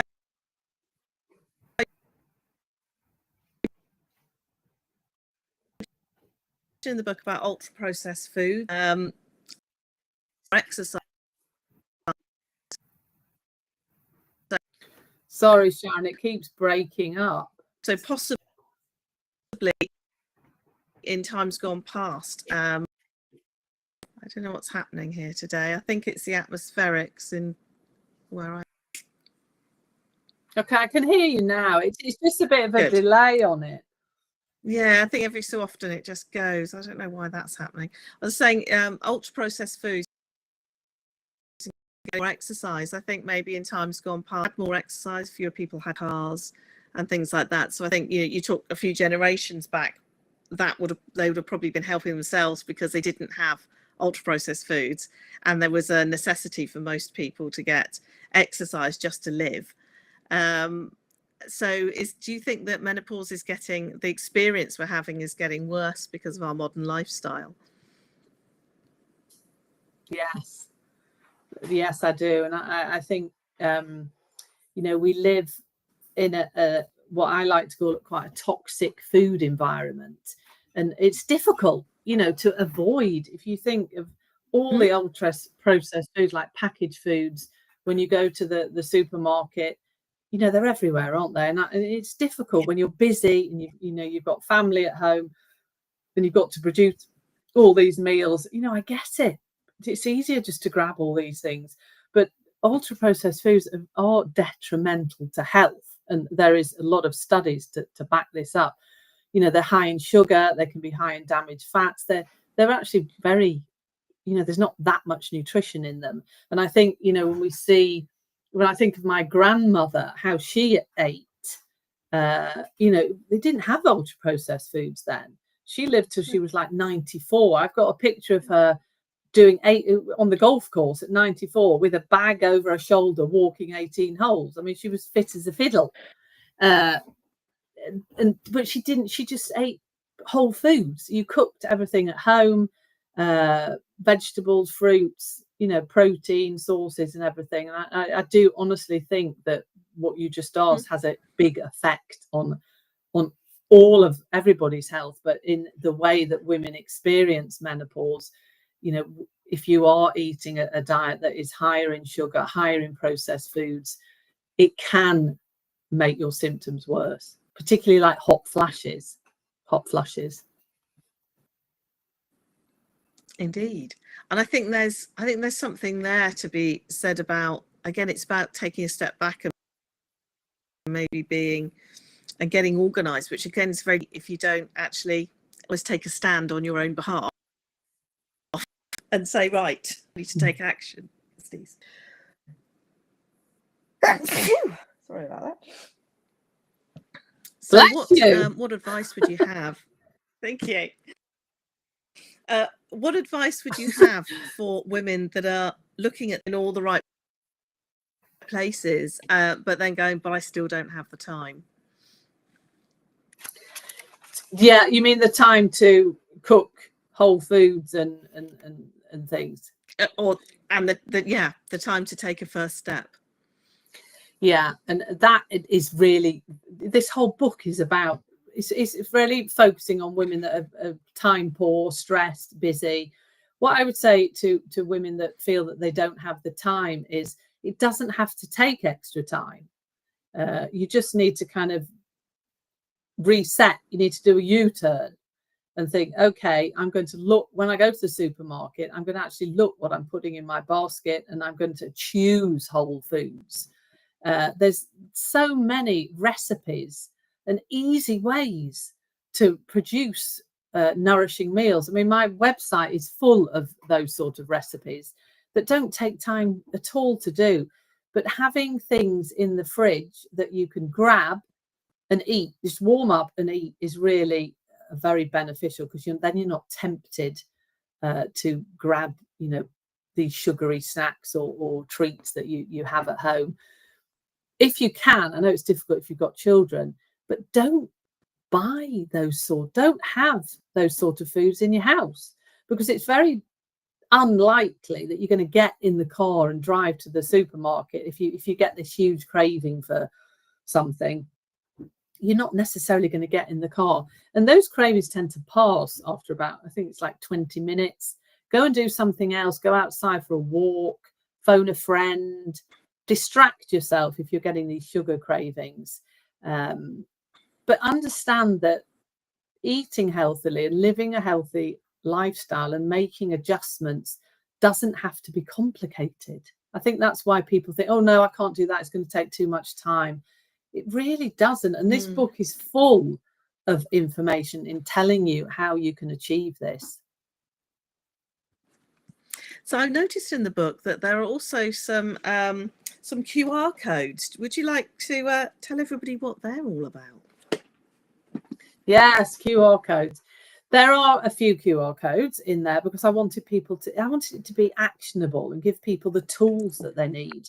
There's a QR code in the section on nutrition, which leads you to a 7-day meal plan, which has got lots of delicious recipes, particularly for, women 40 plus, helping with hormonal balance, blood sugar balance, all of these things we've been talking about. That's a QR code. There's a QR code for the stress audit. So you can actually fill that in the book if you want to, but the idea was that you could download that and fill that in. There is a QR code. Yes, this I love, because I love this kind of practical, right, let's do it, for a list of foods that you need to remove from your kitchen and foods that you need to have in your kitchen. So it's a list. I actually say in the book, right, take a bin liner and throw all these things away. And there's a list of those things that you need to remove. And there's a list of. So that's a real actionable, whilst the kettle is boiling. Get your bin bag at the ready. Yeah, exactly. Yeah. And then there's a list of foods that you should buy and have in your kitchen. There's a very nice list. You can actually put it on, print it off and put it on your fridge. So there's a QR code for that. And yes, there is a QR code for a wellness planner, which is planning, because it's all okay reading this information, but you need to put it into action. And this is your wellness planner that really says, okay, what am I going to do? I'm going to start tomorrow and I'm going to do this. And you fill it in, and then you say the changes that you're going to make, you know, whether it's drink more water, go for a walk every day, reduce eating biscuits, for example. And then you write that down and you say, you know, how long are you going to do this for? And you sign it. And it also, there's other things on the wellness planner. And there is a QR code that takes you to my 21-day reboot and reset program. So for anybody that is interested in working with me, joining me on my programs, there's a link to learn more about that. I think that's all of them. There were quite a few in there, wasn't there, Sharon? Yes, yeah, there.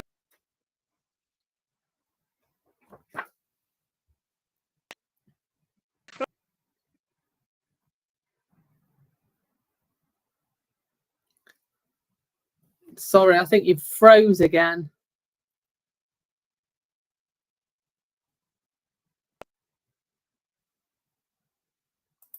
Thing as well is you can just. Sorry, Sharon, I missed that. It's been a bit, I can't really hear you.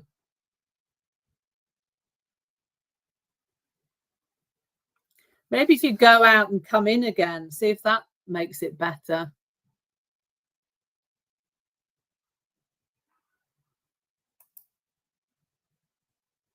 Sorry, we're just trying to get Sharon back in here. I can see, oh, she's gone out again. Oh, breathe, deep breath. The joys of technology. Unfortunately, there's not really a lot you can do, can you, when technology plays up? Let me see if she's coming in again here. Hi, Sharon.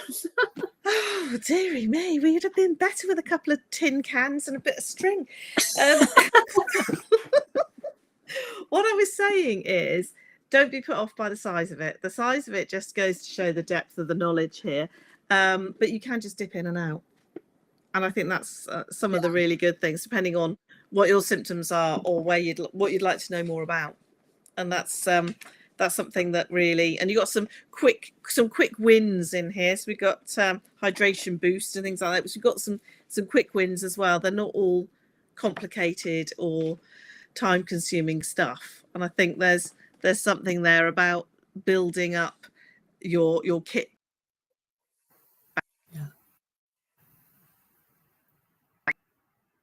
Of what you're doing to help yourself and things yourself into a better place. Yeah, it's like I know it is quite, but it's full of information. It's certainly value for money. That's for sure. And it, you know, brilliant if you want to read the whole book in one hit. But you know, it really is, as you said, Sharon. It's you can dip into it. What do I need today? Oh, I'm feeling like I didn't sleep very well. How can I improve my sleep? It's a book that you can certainly. It's like having your own mentor guide in your pocket or in your handbag. And it's actually quite big. I don't know. It wouldn't obviously.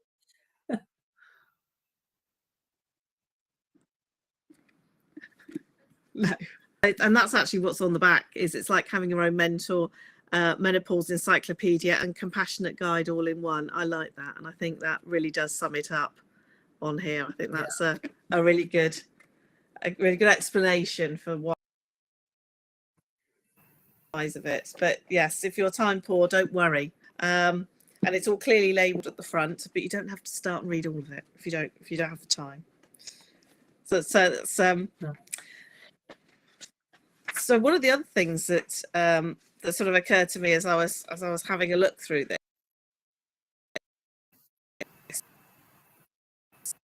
is for the hype. So what hype have you seen around menopause, and what is it that what messages would you like to get out when it comes to menopause? Yeah, you know, there's which is great. You know, it is fantastic that we're talking about menopause, and there's so much more knowledge out there. But there is a lot of there's just so much knowledge, it can become overwhelming. And a lot of the knowledge out there and products aren't necessarily science-based.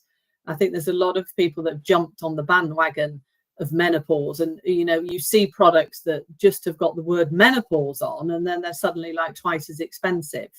Whether it's supplements or skincare, just and it's be like careful. It's like putting the word wedding. It's like putting the word wedding in front of things, isn't it? Because they know that women of a certain age probably have a bit more money, and they go, "Oh yeah, that's the solution." Yeah, I've certainly seen that. Because you don't need, these products, when you actually look at, the ingredients and what they contain, they're not different than any other supplement or skincare product. That's sort of just an example, but there's many different products that for every sort of menopausal symptom. What I would say to women is that just, be mindful and buy, if you want to use these different products, buy products that have got scientific research behind them to say that they give those results. That's very important, because if there's no research behind it, they haven't seen that it does that result that they're claiming it does, then how do you know that it's actually going to work? And you're just going to be wasting your money. You don't need to go down that path of buying everything that just has the word menopause on it. So I just would say to be careful with that. It's just, changing your nutrition, looking at lifestyle, stress management, having a good skincare routine with good quality products. You don't need to be sucked into that, all the hype around menopause. Indeed. And it's how did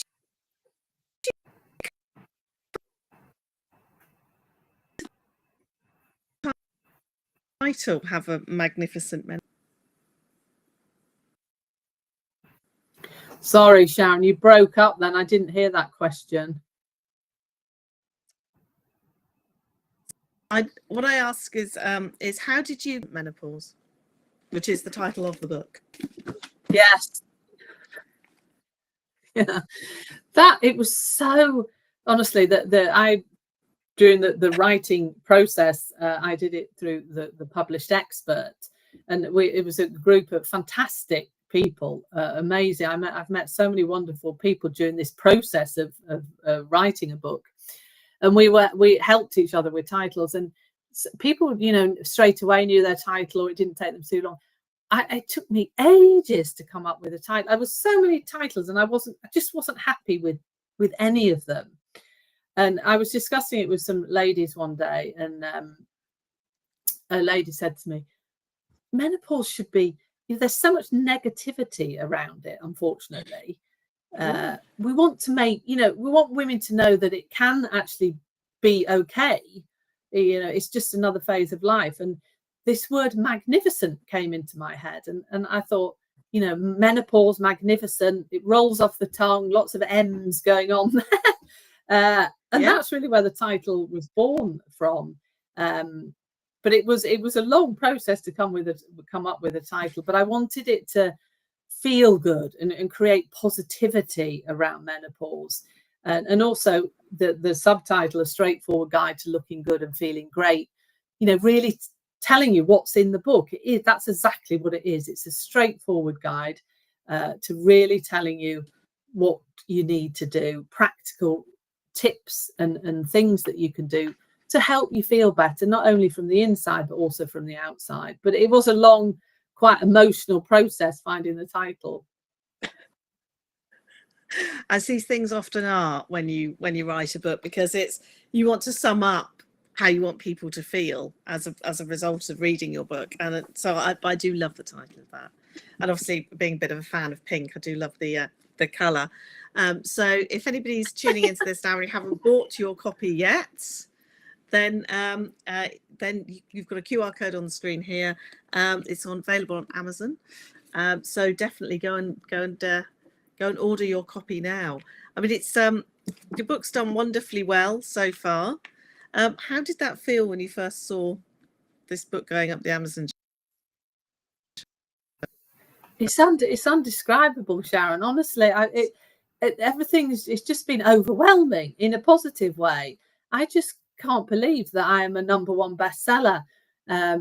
It feels absolutely fantastic, and it's quite emotional for me as well. I think when you really put your heart and soul into writing a book, and thanks to you and Nikki at Discover Your Bounce, who's I couldn't have done this without you. That has helped me through the process and brought the book to life. As a publisher, it's just fantastic, and I'm so thrilled that people are enjoying it and really finding it useful. I think I've already had feedback. One thing that I really would appreciate for anyone that purchases the book is to write a review on Amazon, because Amazon loves reviews, don't they, Sharon?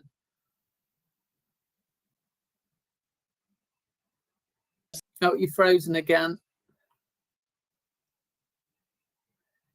Oh, it really doesn't want to play today, does it? The internet. But yeah, let me see if we can get Sharon. I think I can hear you again now. No, I was saying the reviews. So the reviews, yeah. So yeah, absolutely. If you've read the book and you like the book, and why wouldn't you? Then definitely put a review on Amazon, and that'll mean it will reach more people who are looking for this. And I think that's really you can help somebody else by helping Alison to keep this book in the influence where Amazon puts it. It will influence the amount of people that get to see it, and I think this is really it's a really useful thing, and it's vital, actually, vital information in here. So it's I'm really glad, actually, and really pleased that you managed to get this book where it is. Say if people can help, well, 5 stars, by the way. That's for 5 stars. Just saying. Oh, thank you so much. Thank you so much, Sharon. No. And like I say, it's been a fantastic journey. It's a bit unreal to actually. I only actually got the copies on Saturday, and opening that parcel that came from Amazon, it was very it was just so exciting to actually see it in real life and hold it and think, gosh, I actually wrote this. It's a wonderful feeling. It really is. And for anybody who doesn't know what happens when you write a book, so I get copies sent through to me, and in the UK,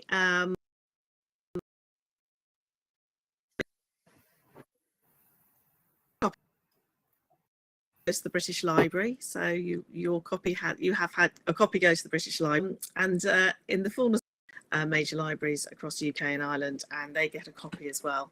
They will reach out to us as publisher for copies for them. So yes, you've gone down in history. It will be it's in the British Library now, so it's definitely your book.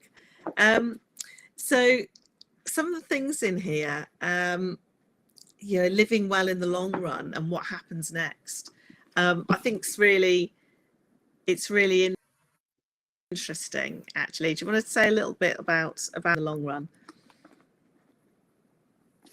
Yeah, that chapter really is focusing on, if you've read the other chapters, which hopefully you have done, that this is bringing it all together and giving you, the tools to sustain your new habits and new things that you're going to be putting in place, because it's all about what you do on a daily basis that creates your overall wellness.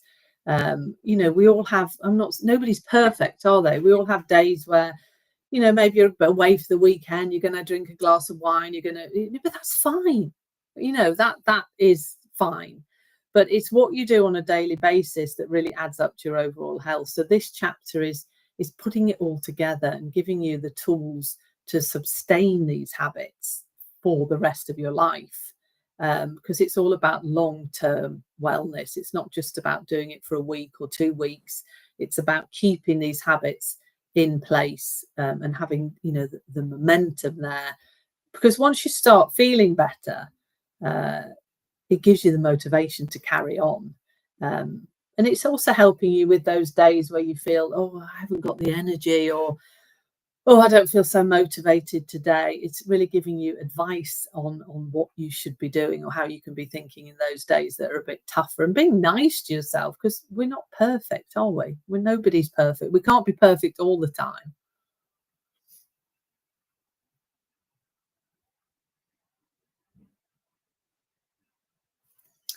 She's gone. I think you've gone again, Sharon. I don't know what's happening here. So I'm back again. But I agree about this being nice to yourself, about actually giving yourself a bit of space and a bit of encouragement. And even if you manage to make some changes and you stall a bit and then you pick yourself up again, I think that's one that I've taken away from the for some of the bits in this book, is about giving yourself the space to actually explore some of this stuff and things to try, because as you say, it does come in waves. It sometimes you will be okay, and then other times you might be a little less okay, and that's normal. Because this is something else, because we don't discuss it, we don't know what normal looks like, and it's not necessarily linear. No, absolutely not. And I do talk about also like comfort zone, and people that know me well and my friends know that I'm a great believer in pushing yourself out of your comfort zone. You know, and it doesn't have to be in you know, huge drastic ways, but just doing things that maybe make you feel a little bit uncomfortable, because that really improves your confidence as a person, and it just makes you feel good. If you've done something that feels a bit uncomfortable and you actually did it and you enjoyed it, you know, you kind of move the bar, because the next time you'll do something even more, and it just opens things up to you. For example, restreaming on 5 platforms certainly pushed me out of my comfort zone.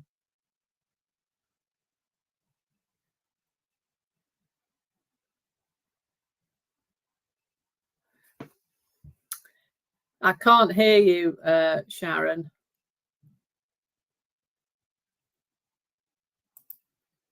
I don't know what's going on here. The connection is obviously not wanting to play with you today. You're totally frozen, and I can't see. Okay, she's gone. What a shame.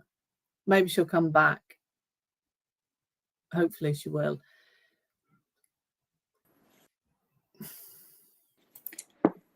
Oh, this is hello again. No, this is frustrating, isn't it?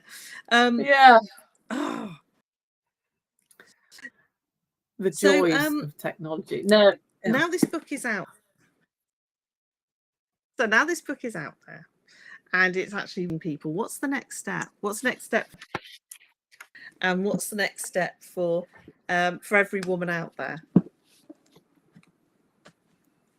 The next step for people that are going to read the book, the purchase of the book, is, you know, obviously dip in and out, read the whole thing, do what feels good for you, and then, you know, if you feel that you want to go and have some more support and get advice, I would recommend that you come on my 21-day body reboot and reset program, which is a fantastic program. 21 days, it's so much fun, because it's all very well reading the book, which obviously gives you all the knowledge, but I help you and support you put these things in place. So that is where you could go next.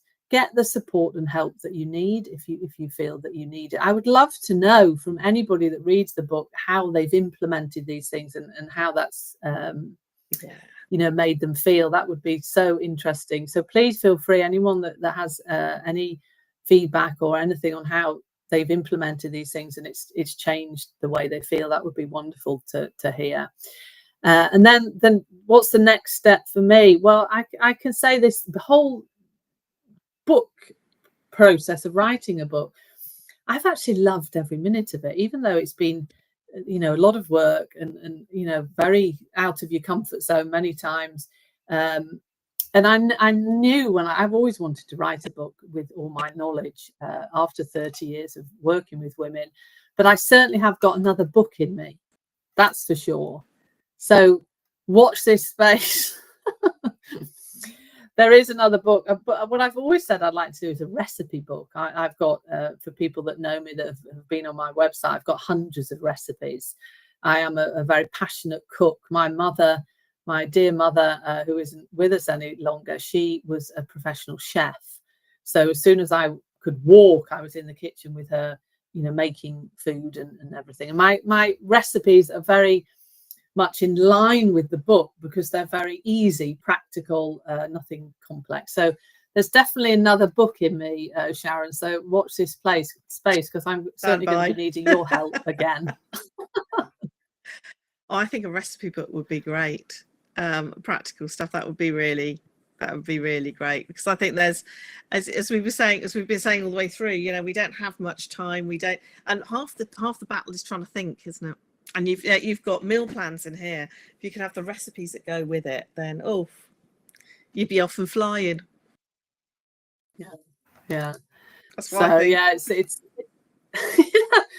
absolutely. I can absolutely. I think it's been a wonderful, exciting process, and it's so rewarding to be able to get that knowledge out to people and you know, change women's lives. That's what it's all about. I'm on a mission to make women's lives better, even if I can just help, you know, one woman, you know, that is listening, that does one thing in that book and makes her feel better, then that makes me happy. So anything that you found in the book that's really helped you feel better, I'd love to hear about that. Indeed. And so I think, you know, with all the tech problems and everything else, it's been really lovely to have a chat with you today about this book. If you haven't bought it yet, you want to buy it. So in the UK, it's the normal price is £13.99. Highly recommend. You got any life, your friends, your sisters, your cousin, your mum, your whoever's, so definitely get out there and buy it, is what I would say. So I will love you and leave you there, and thank you so much for putting this one out there in the world, because I think it's really, really vital, actually, and a wonderful resource for women. And I wish you every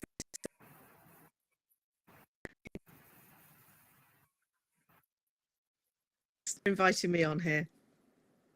Well, thank you so much, Sharon, and thank you and Nikki and every, you know, the Discover Your Bounce team that have helped this book come to life. I certainly couldn't have done it without you, and you've been amazing and so supportive. So thank you, all of you, really, for everything that you've done to bring this book into the world. It's like the birth. It's like a birth, really, isn't it, a book? It's like it's a very much is. And you know, thank you it's been so an absolute much. privilege to be there. Sorry throughout this. Yeah, and sorry about the technical issues. We seem to have had a bit of problems with that. But anyway, thank you so much, Sharon. Thank you for coming on. Okay, bye. Bye. Bye. Oh, sorry about that. It was lovely to see Sharon from Discover Your Bounce, but obviously there was a lot of technical issues going on there, unfortunately. If you haven't already, get your copy of my book, Have a Magnificent Menopause, a straightforward guide to looking good and feeling great. It's such a good resource. So much information in there. Send me the receipt when you buy it, and I will put you in the prize draw to win a place on my 21-day reboot and reset program, which starts on the 1st of September. Also, there is a wonderful ebook with lots of recipes in that's been given away. And Pause Live, this fantastic event on the 4th of October that I'm a speaker at, are giving 10% off tickets if you use the code Alison10. That's with capital ALISON 10. Pauselive.com you can find on, if you just search for that, and they're giving 10% to their tickets in London on the 4th of October. Amazing event, should not be missed. All women should go to it. Okay, I'm going to take a quick break now before my next guest comes on. But it's lovely for anyone that's listening, for everyone that's joined in. Thank you so much. I am an Amazon #1 bestseller, and that just is so fantastic. So thank you all so much. I will be back on again in a minute. Just going to take a quick break.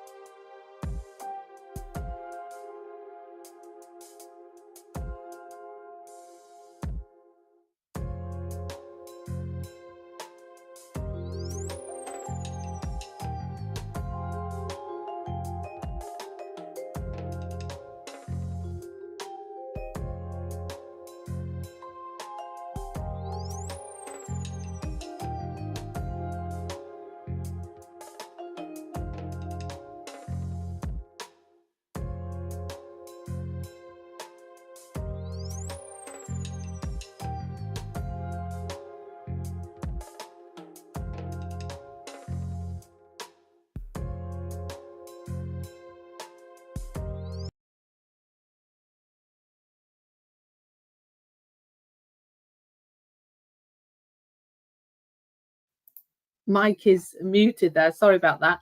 So I'm back. I just took a quick break, and I see that the wonderful Jerry is in the waiting room now, my next guest. So I can let Jerry in. Let me just see. Hopefully this will work better than... Hi, Jerry.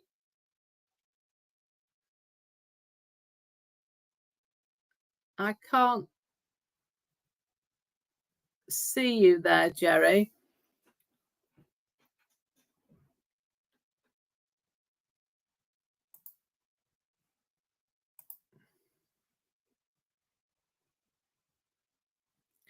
Okay, let me just do this because we are a bit early. Actually, what's the time? Jerry was coming in 20 minutes, so maybe she's just logged in and waiting there. But we can wait for Jerry to come in. My book, I've been monitoring it throughout the day, and I am a #1 bestseller, which is fantastic. And I can't thank everyone enough, for all the kindness and everyone that's bought the book. I've been having such fantastic reviews for people that who have already started reading it. I've got the Kindle version. One thing that is so important that I really ask people to do is to leave a review on Amazon. Amazon really likes reviews, so it's really important to leave a review on Amazon when you've received the book, the pink book. As you can see, I do like pink. This book is full of information to really help women thrive through midlife and the menopause. And it might look like quite a thick book, so don't feel that is overwhelming, because it's a book that you can really dip into. You can, of course, read the whole book, or you can just dip into chapters depending on what you feel you need help with, if it's sleep, if it's nutrition, skincare, etc. This is really what the book is meant for, is to be used as a mentor and a guide. Somebody that gave me a review on the book, which was lovely, said it's like having Alison in your pocket.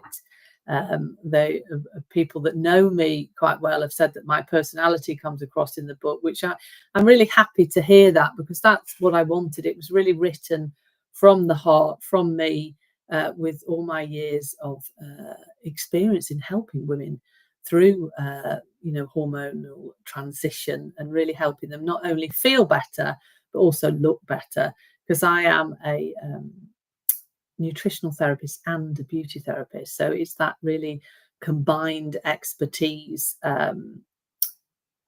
that comes through in this book, giving you all the knowledge about nutrition and lifestyle change, like lifestyle medicine, but also the skincare side of it, and giving you ideas and knowledge of what you can do to improve your skincare, what's actually happening, and also aesthetic treatments, because that's not all women that will go into a beauty salon, but they can be so beneficial, and not only to improve your skin, but also to really help you feel better. It's also very relaxing to receive, like massage I talk about in the book, body massage.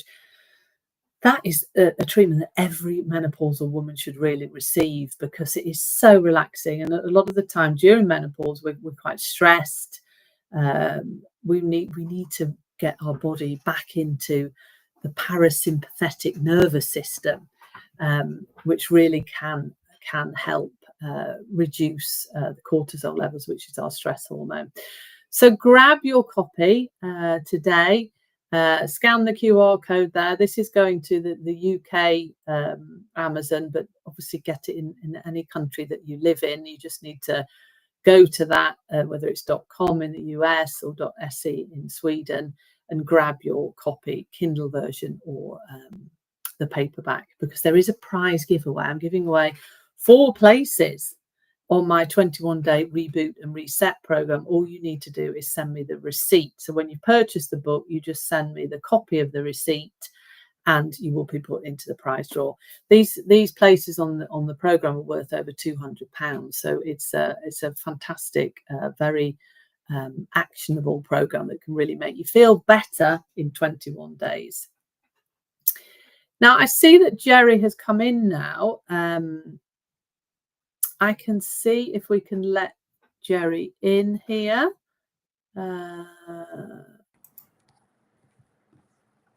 Hi, Jerry. Hello, how are you? Hi, I'm fine. I can't see you. We are connecting soon. There we go. There you are. Hello. Hello, how are you? I'm good. Oh, it's so lovely to see you, Joan. Thank you so much for coming into my live streaming today. It really means the world to me. Of course, we're really excited for the book. Oh, but tell us who you are, Jerry. I know, but tell everyone that's watching who you are and what you do. So my name is Jerry DiPiano. I'm the Chief Executive Officer for Fem Pharma, and Fem Pharma is both a prescription but also a consumer company. We've been doing research and development in women's health for over 2 decades. And more recently, we launched a consumer health company, which is the sister company to our prescription company, where we have options for women who are in perimenopause, menopause, but really it's about wellness overall. Yeah. And you have the most amazing products.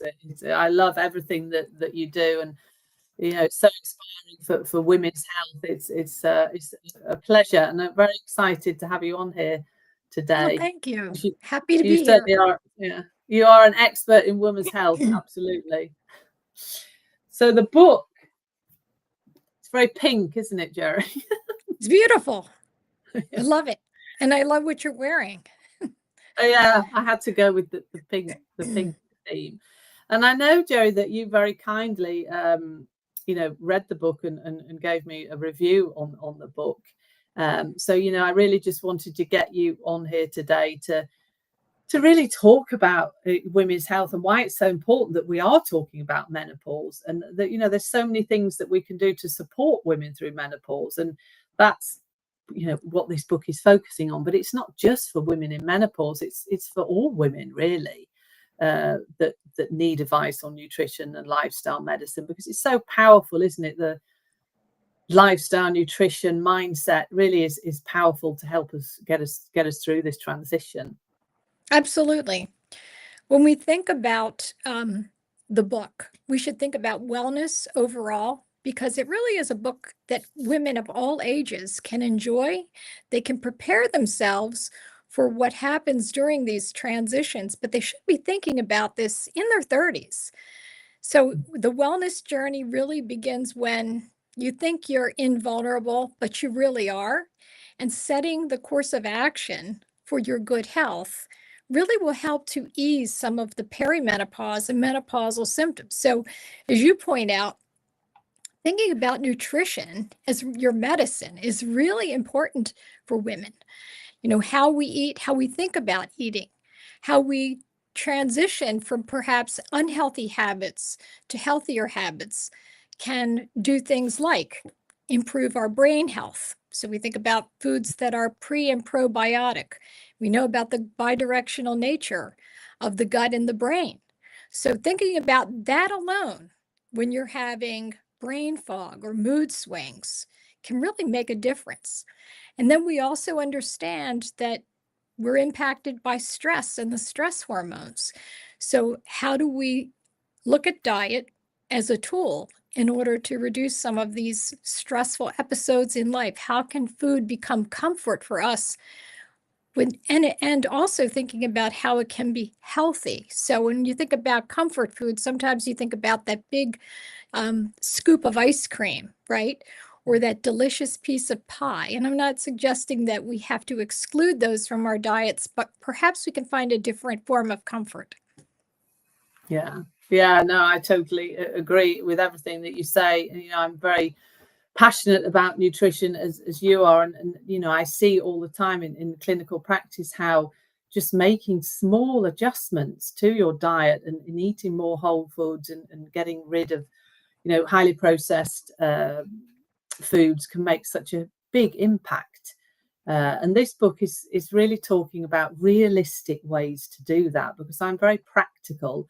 I understand that women these days don't have, we're all very stressed, aren't we? The majority of women, a lot of women, when they come to me, feel very overwhelmed and they just don't know what to do. And this book is really giving you the practical, realistic solutions to improve your nutrition, looking at lifestyle of movement, moving your body, and also looking at skin, how the skin changes can affect how you feel in yourself and confidence as you age as a woman and go through the menopause transition. One symptom, Jerry, that I see probably is one of the number one symptom in women. I've seen it change. It's quite interesting over the years, but now the one thing that I see in so many menopause women is anxiety. Yes. I don't know. Yeah, it's so we hear about mental health issues, and we hear about the mental health issues really through various transitions in a woman's life. So it's not exclusive to the menopausal transition. So younger women, when they are going through puberty, may see exacerbations of mood disorders, especially depression and anxiety. It could be attached to or associated with the menstrual cycle before a woman has her period, and then she may see exacerbations if she decides to have children. So in her 30s or early 40s, if she's postpartum, we know that women will have some of these exacerbations. In perimenopause, we hear a lot about rage. Rage is tied to anxiety. So yes, there are many exacerbations that are tied to hormonal fluctuation. How do we deal with those? And I think this is really an opportunity to think about how your diet can contribute to these exacerbations, right? Yeah, absolutely. And I think people don't necessarily link nutrition to rage and anxiety and all of those things, and mood, but it really does have a big effect on how you feel, what you're eating. If you're eating, like I was saying before, a diet in highly processed foods, lots of sugar, that really can alter the way that you feel, and it kind of feeds into the anxiety, so it can make you feel a lot worse. So thanks for that. And then another big thing that I get asked all the time is weight gain. I would love to hear your opinion on weight gain. That it kind of just creeps up on you, doesn't it, during menopause? This weight around the tummy area, it's something that I do. There's a whole chapter on it in the book. But is that something that you see as well, Jerry? Well, we hear about menobelly, so I believe that it's belly bloat or menobelly. There are lots of different terms depending upon what part of the world you happen to inhabit. But yes, women do talk about the change in their bodies during the menopause transition, and the change in their metabolism. And obviously, there are again some hormonal implications here, but we can adjust the way in which we start thinking about diet, about exercise, whether we're consuming alcohol, because in as much as alcohol can sometimes pretend that it is reducing our stress or helping us to relax, it actually does add weight. And if you were a person that enjoyed that glass of wine, again, being very pragmatic, perhaps you don't avoid all of it, but you should cut back significantly on your alcohol consumption. Ditto on some of the unhealthy foods that you may be consuming that are putting on the weight, and thinking about how you incorporate fiber into your diet. So for most people, they don't understand that you need at least 24 grams of fiber every single day. So if you start with breakfast, you think about if you're eating 3 meals, you should be getting 8 grams at each of your meals. But perhaps that's not part of your repertoire. So we need to be thinking about how we stay regular. And we know that Constipation can be a problem. Motility disorders can show up during menopause. Think about hydration. So if you're not consuming enough water, and I mean water, not, the fizzy beverages, the sodas, it's water. If you want to add a little lemon, that may help with digestion as well. So adding citric acid can also help to reduce the production of kidney stones and things of that nature. Yeah, great advice. It's there's so many women, aren't there, that just suddenly develop this middle and it's distressing, isn't it? Especially if you feel that you're doing everything right and you're moving, you're exercising, and you're eating what you think is good for your body. So that's great advice. And then the chapters in the book of what I'm focusing on things that really affect you during this transition, and one of those is sleep. I mean, sleep is so key to every aspect of health. And when you are not sleeping properly, and what can happen in menopause is that you wake up in the early hours of the morning, 3 o'clock, 2:30, 3 o'clock, and you just can't get back to sleep. And it can be soul destroying because if you're not sleeping, it has a knock-on effect on everything else, all other bodily systems, including weight management. So sleep, tackling sleep issues. There's a chapter in the book called Sleep Like a Queen, where I give realistic sleep advice for women going through this transition.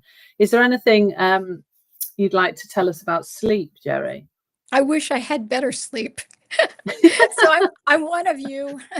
So I'm one of you. I continue to struggle with sleep, although I have taken some of the advice. So again, the timing of your, when you decide that you are going to have your dinner, have you eaten too late? Does that cause digestive issues? What are you putting on your plate? So is that keeping you awake? Believe it or not, what you put in your body is, as you'll learn from Allison when reading this chapter, what you put in your body and the timing does make an impact. So I know I like to eat like the Europeans do, even though I'm in the United States. I'm Italian, so we tend to eat a little bit later.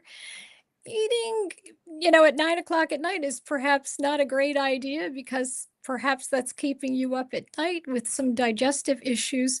And thinking about what you put on your plate is also something that we have to be mindful of. And you'll learn more about that when you read this chapter. I know I've been studying it. Yeah, sleep. I mean, I can relate. I have always been a good sleeper, but perimenopause, menopause, woke up wide awake, 3 o'clock, just lying there. And that is so common. I hear that in so many women that I work with and friends, and it is difficult, but there are things that you can do that do work. So that is in chapter 6 of the book. Exercise. Now, I know I try not to use that word. I try to use the word movement, because I find that is, it's just, it sounds more joyful, and it's so important to move, isn't it? And I think when we're talking about nutrition, stress management, all anxiety, all of these things, if you're not moving your body, none of these things work the same. You need to be moving. And it doesn't mean what I talk about in the book, that the chapter on move your way, is finding a way that really benefits you, whether it's walking, walk if you've got a dog, going out for walking with a dog, just moving of some sort is so beneficial for health. And it becomes even more important as we're going through menopause, and we have a decline in our hormones because of bone health, etc. What's your tips on movement, Jerry? What do you do to keep active?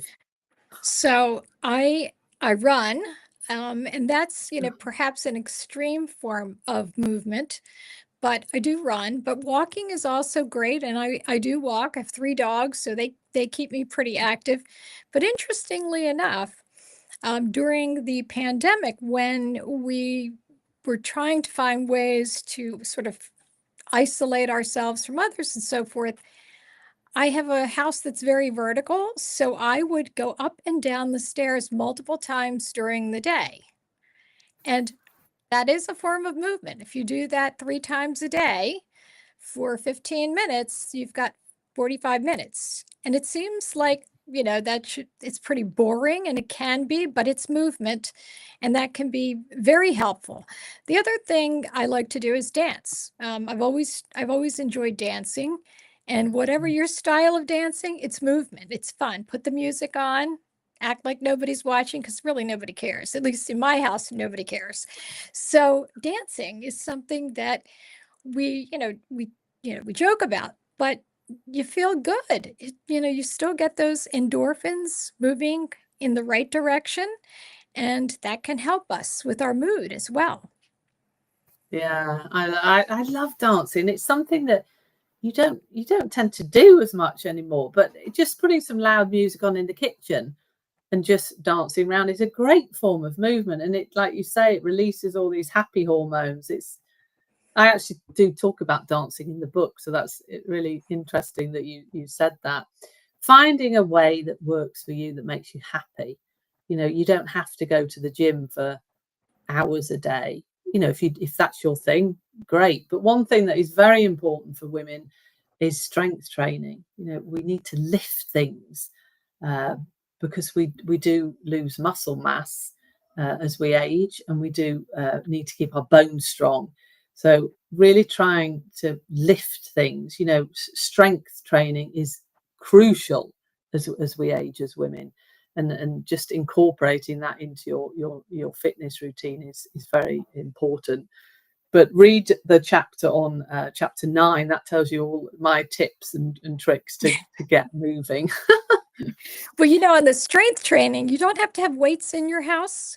You can use your 5-pound bag of flour. And you can use some heavy cans, right? If canned goods, you can use those.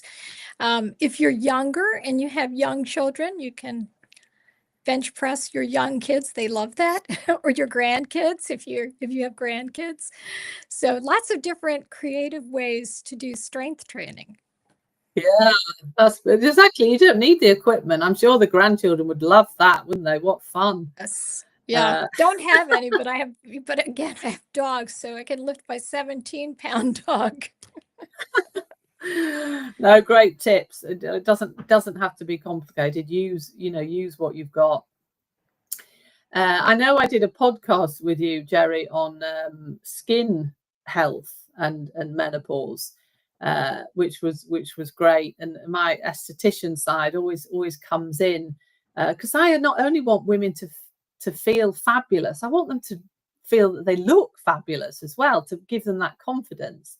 So chapter 10 in the book is talking about beauty and skincare, and people just love this chapter because it's not, many menopausal books don't really go into it in the in-depth the depth that I have done in this chapter. And I think we have to give ourselves as women permission that it's actually okay to want to look good. We tend to feel, oh no, I'm a bit vain, I maybe don't want to go to a clinic and have a treatment or use these products. But it's okay, isn't it, Jerry, to want to improve your skin and work on feeling good in your own body? Oh, absolutely.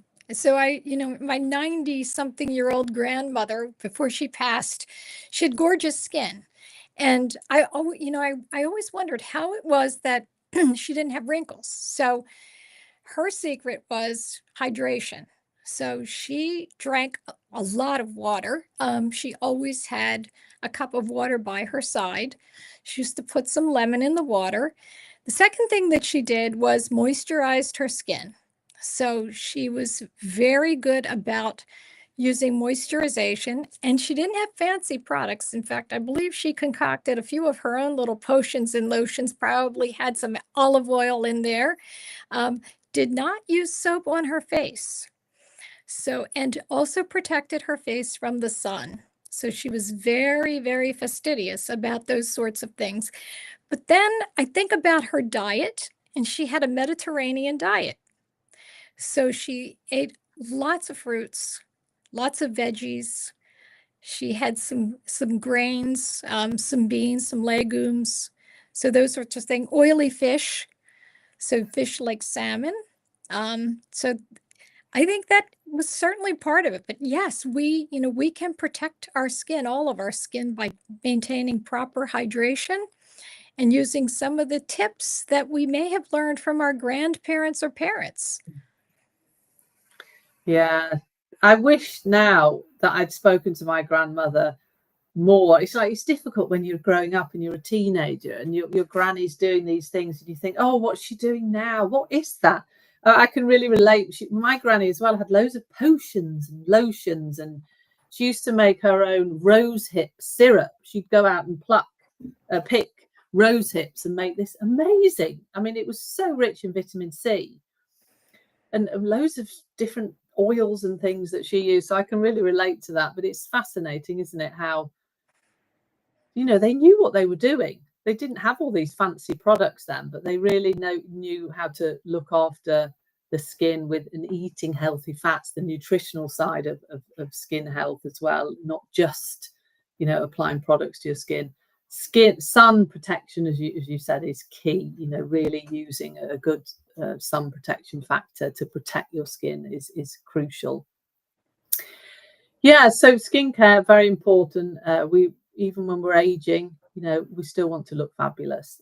Allow yourself to indulge in some of these fantastic treatments that are available, like massage. I mean, massage is just wonderful, isn't it? Aromatherapy oils, massage, all of these different techniques that you can use to not only improve your skin, but to reduce stress.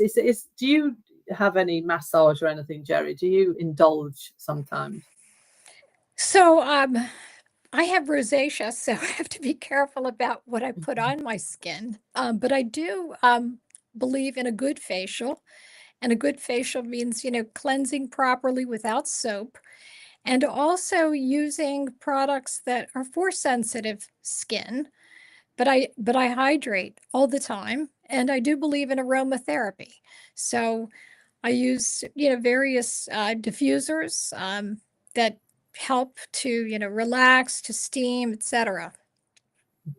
Yeah, sounds wonderful. So there's so many, 13 chapters in the book, and we've discussed some of them. Creating consistency. I really felt that this was important to incorporate this into a chapter because the key to long-term wellness, it's not about doing these things just for a couple of days. It's creating a lifestyle. It's lifestyle habits, because total wellness is really long-term. It's what you do every day that builds up to your overall health and well-being. We're not perfect, of course, nobody is. You'll have days where maybe something's happened, or you're feeling a bit down, or you've been away or whatever, and you've maybe eaten too much sugar or had a few glasses of wine. That's okay, but it's coming back and getting into a routine that's healthy eating, healthy lifestyle. And in this chapter, creating consistency, it's really giving you the tools to show you how to do that, because you can be motivated initially, but then after a few weeks, life gets in the way. You've got loads of things to do, and you find yourself gradually drifting back into maybe those habits that weren't so beneficial for you. How should women create consistency, Jerry? What do you think about that? I think you said something that's really fundamental is, look, we all have those moments in life where, we need that, 2 dips of ice cream and a piece of pie, a glass of wine. So it's really bringing yourself back. I do journaling.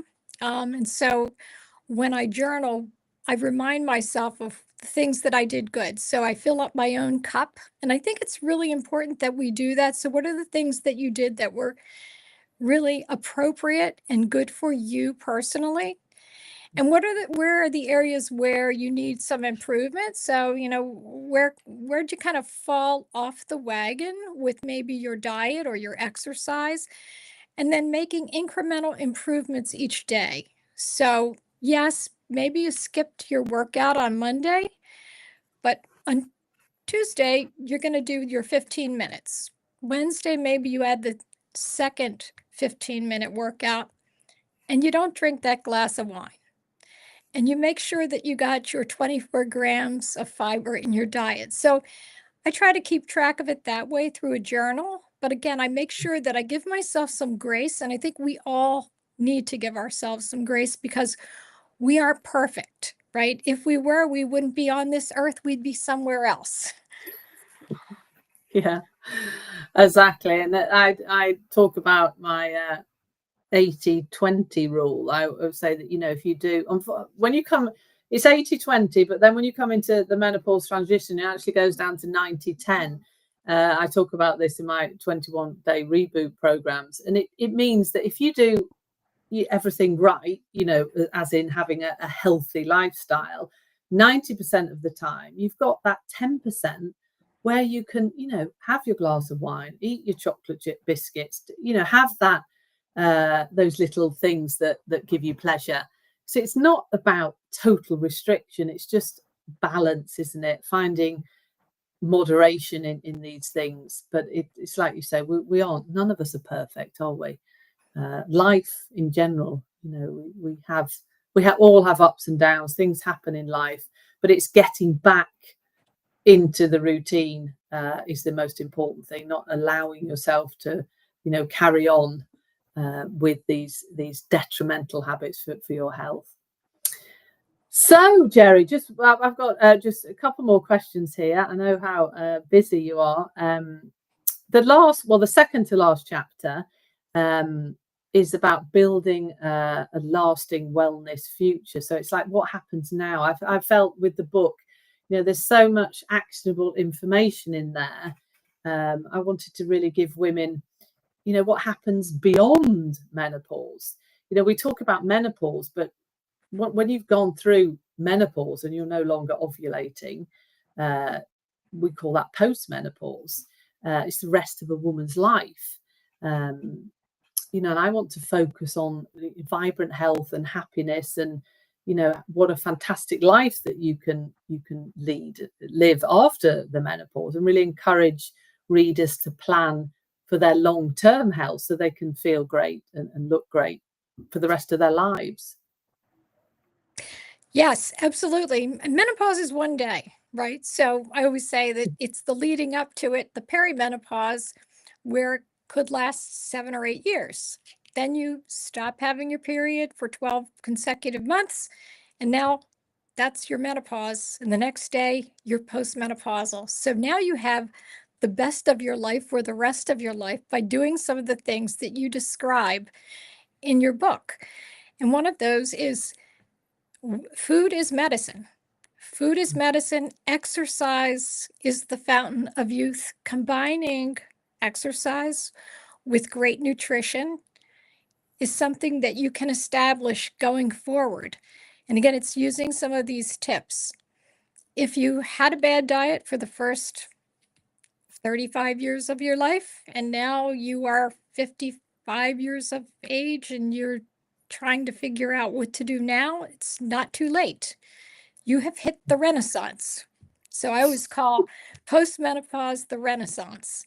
So if you've hit the Renaissance, now the rebirth gives you the opportunity to reinvent yourself. You don't have to worry about your periods. You don't have to worry about wearing other clothes that are not white, right? Wear your white clothes, your pale clothes. You can do all the things that you weren't able to do when you were menstruating, including thinking about how your diet and exercise can be incorporated in different ways. Yeah. No, I love that. The Renaissance, lovely way to describe the post-menopause. Well, on that note, Jerry, I think that was a very positive note. I thank you so much for coming on. It means the world to me that you've read my book, and you're actually on page. Let me see here, page 2, I think it is, with your lovely review in there in the book. So anybody that hasn't got a copy, please scan the QR code and get yourself a copy of this book. Every woman should read this book, really. It's full of fantastic information.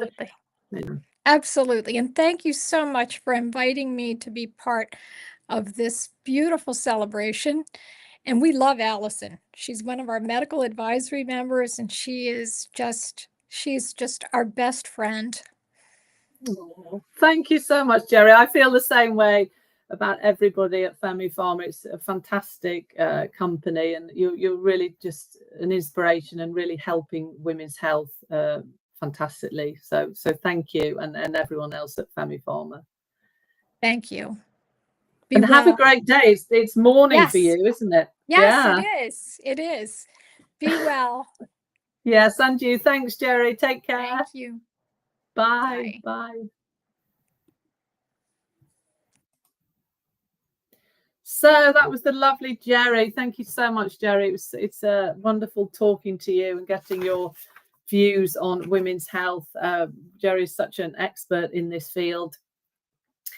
Gosh, what an exciting day I've had. It's been amazing with so many guests coming on and talking about my book, Have a Magnificent Menopause, a straightforward guide to looking good and feeling great. Grab your copy if you haven't already. It's on Kindle. It's in paperback form. You just need to go to the Amazon in your country. The QR code on here is for the UK Amazon. Prize giveaways. I've got 4 places on my 21-day reboot. Fantastic program. Starts the 1st of September. So please send me the receipt when you buy the book. You can send it to any messaging platform that I'm on. I'm virtually on all social media. You can send it to my email address, contact@alisonblard.com, or you can WhatsApp. Anyway, it's easiest for you. Just send me the receipt and I'll put you into the prize draw. I'm also giving away an ebook, which is full of delicious recipes.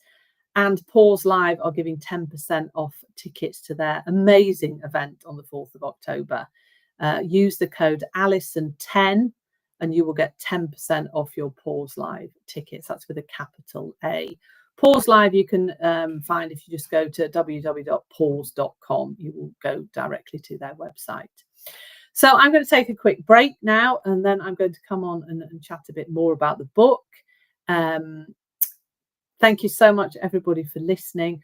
And please do give a review to the book when you've received it, when you've read it. It means the world. And Amazon love reviews. It really helps me with the ratings of the book. I am happy to say that I have become a #1 bestseller in many different categories. So that is just fantastic. Thank you so much, everybody, for all your support. I'll be back soon.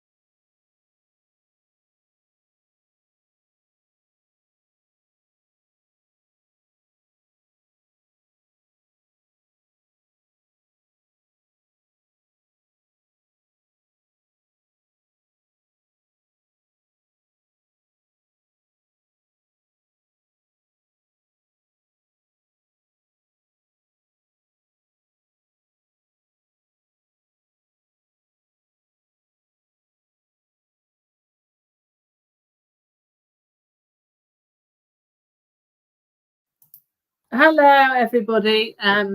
Just to round off now, I've had such a fantastic day, full of guests that are so inspiring. It's just been amazing, and my book, as I say, is a #1 bestseller. It's been a fantastic journey writing this book. Have a Magnificent Menopause, a straightforward guide to looking good and feeling great. As I round this up now today, I'm actually going from here. I'm going to be doing an Instagram live in 30 minutes.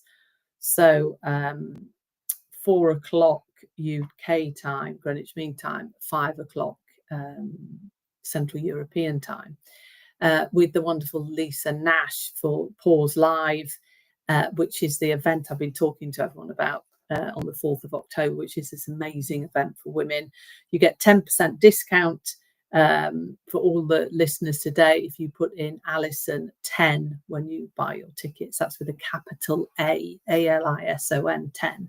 So I'm going to be doing Instagram live, because Instagram doesn't like to be streamed from this platform I'm using. I don't think like to be streamed from any platform. So I haven't been able to do this on Instagram. So I'm going to be doing a live on Instagram in 30 minutes. And also tomorrow, I'm going to be doing some live streams on Instagram. But thank you so much, everybody. I wanted to leave you with, in the chapter, there's a chapter that talks about myths and truth in menopause. So I just wanted to give you a couple of those. There's some more in the chapter. One of them is menopause always comes with severe symptoms. That is not true. It's a very, as I've said before today, it's a very individual process. Everybody experiences menopause differently. Not all women will experience symptoms at all. Some women will maybe or could experience more severe symptoms. They can be mild or whatever. It's a very individual experience. So that is not true. Weight gain is inevitable. We've spoken a fair bit about weight gain with various guests. It can be quite common. It is quite common due to hormonal changes and other factors, but it's not inevitable. You know, there are things that you can do lifestyle-wise, nutritional-wise, to help manage your weight effectively. And let's just pick another one here.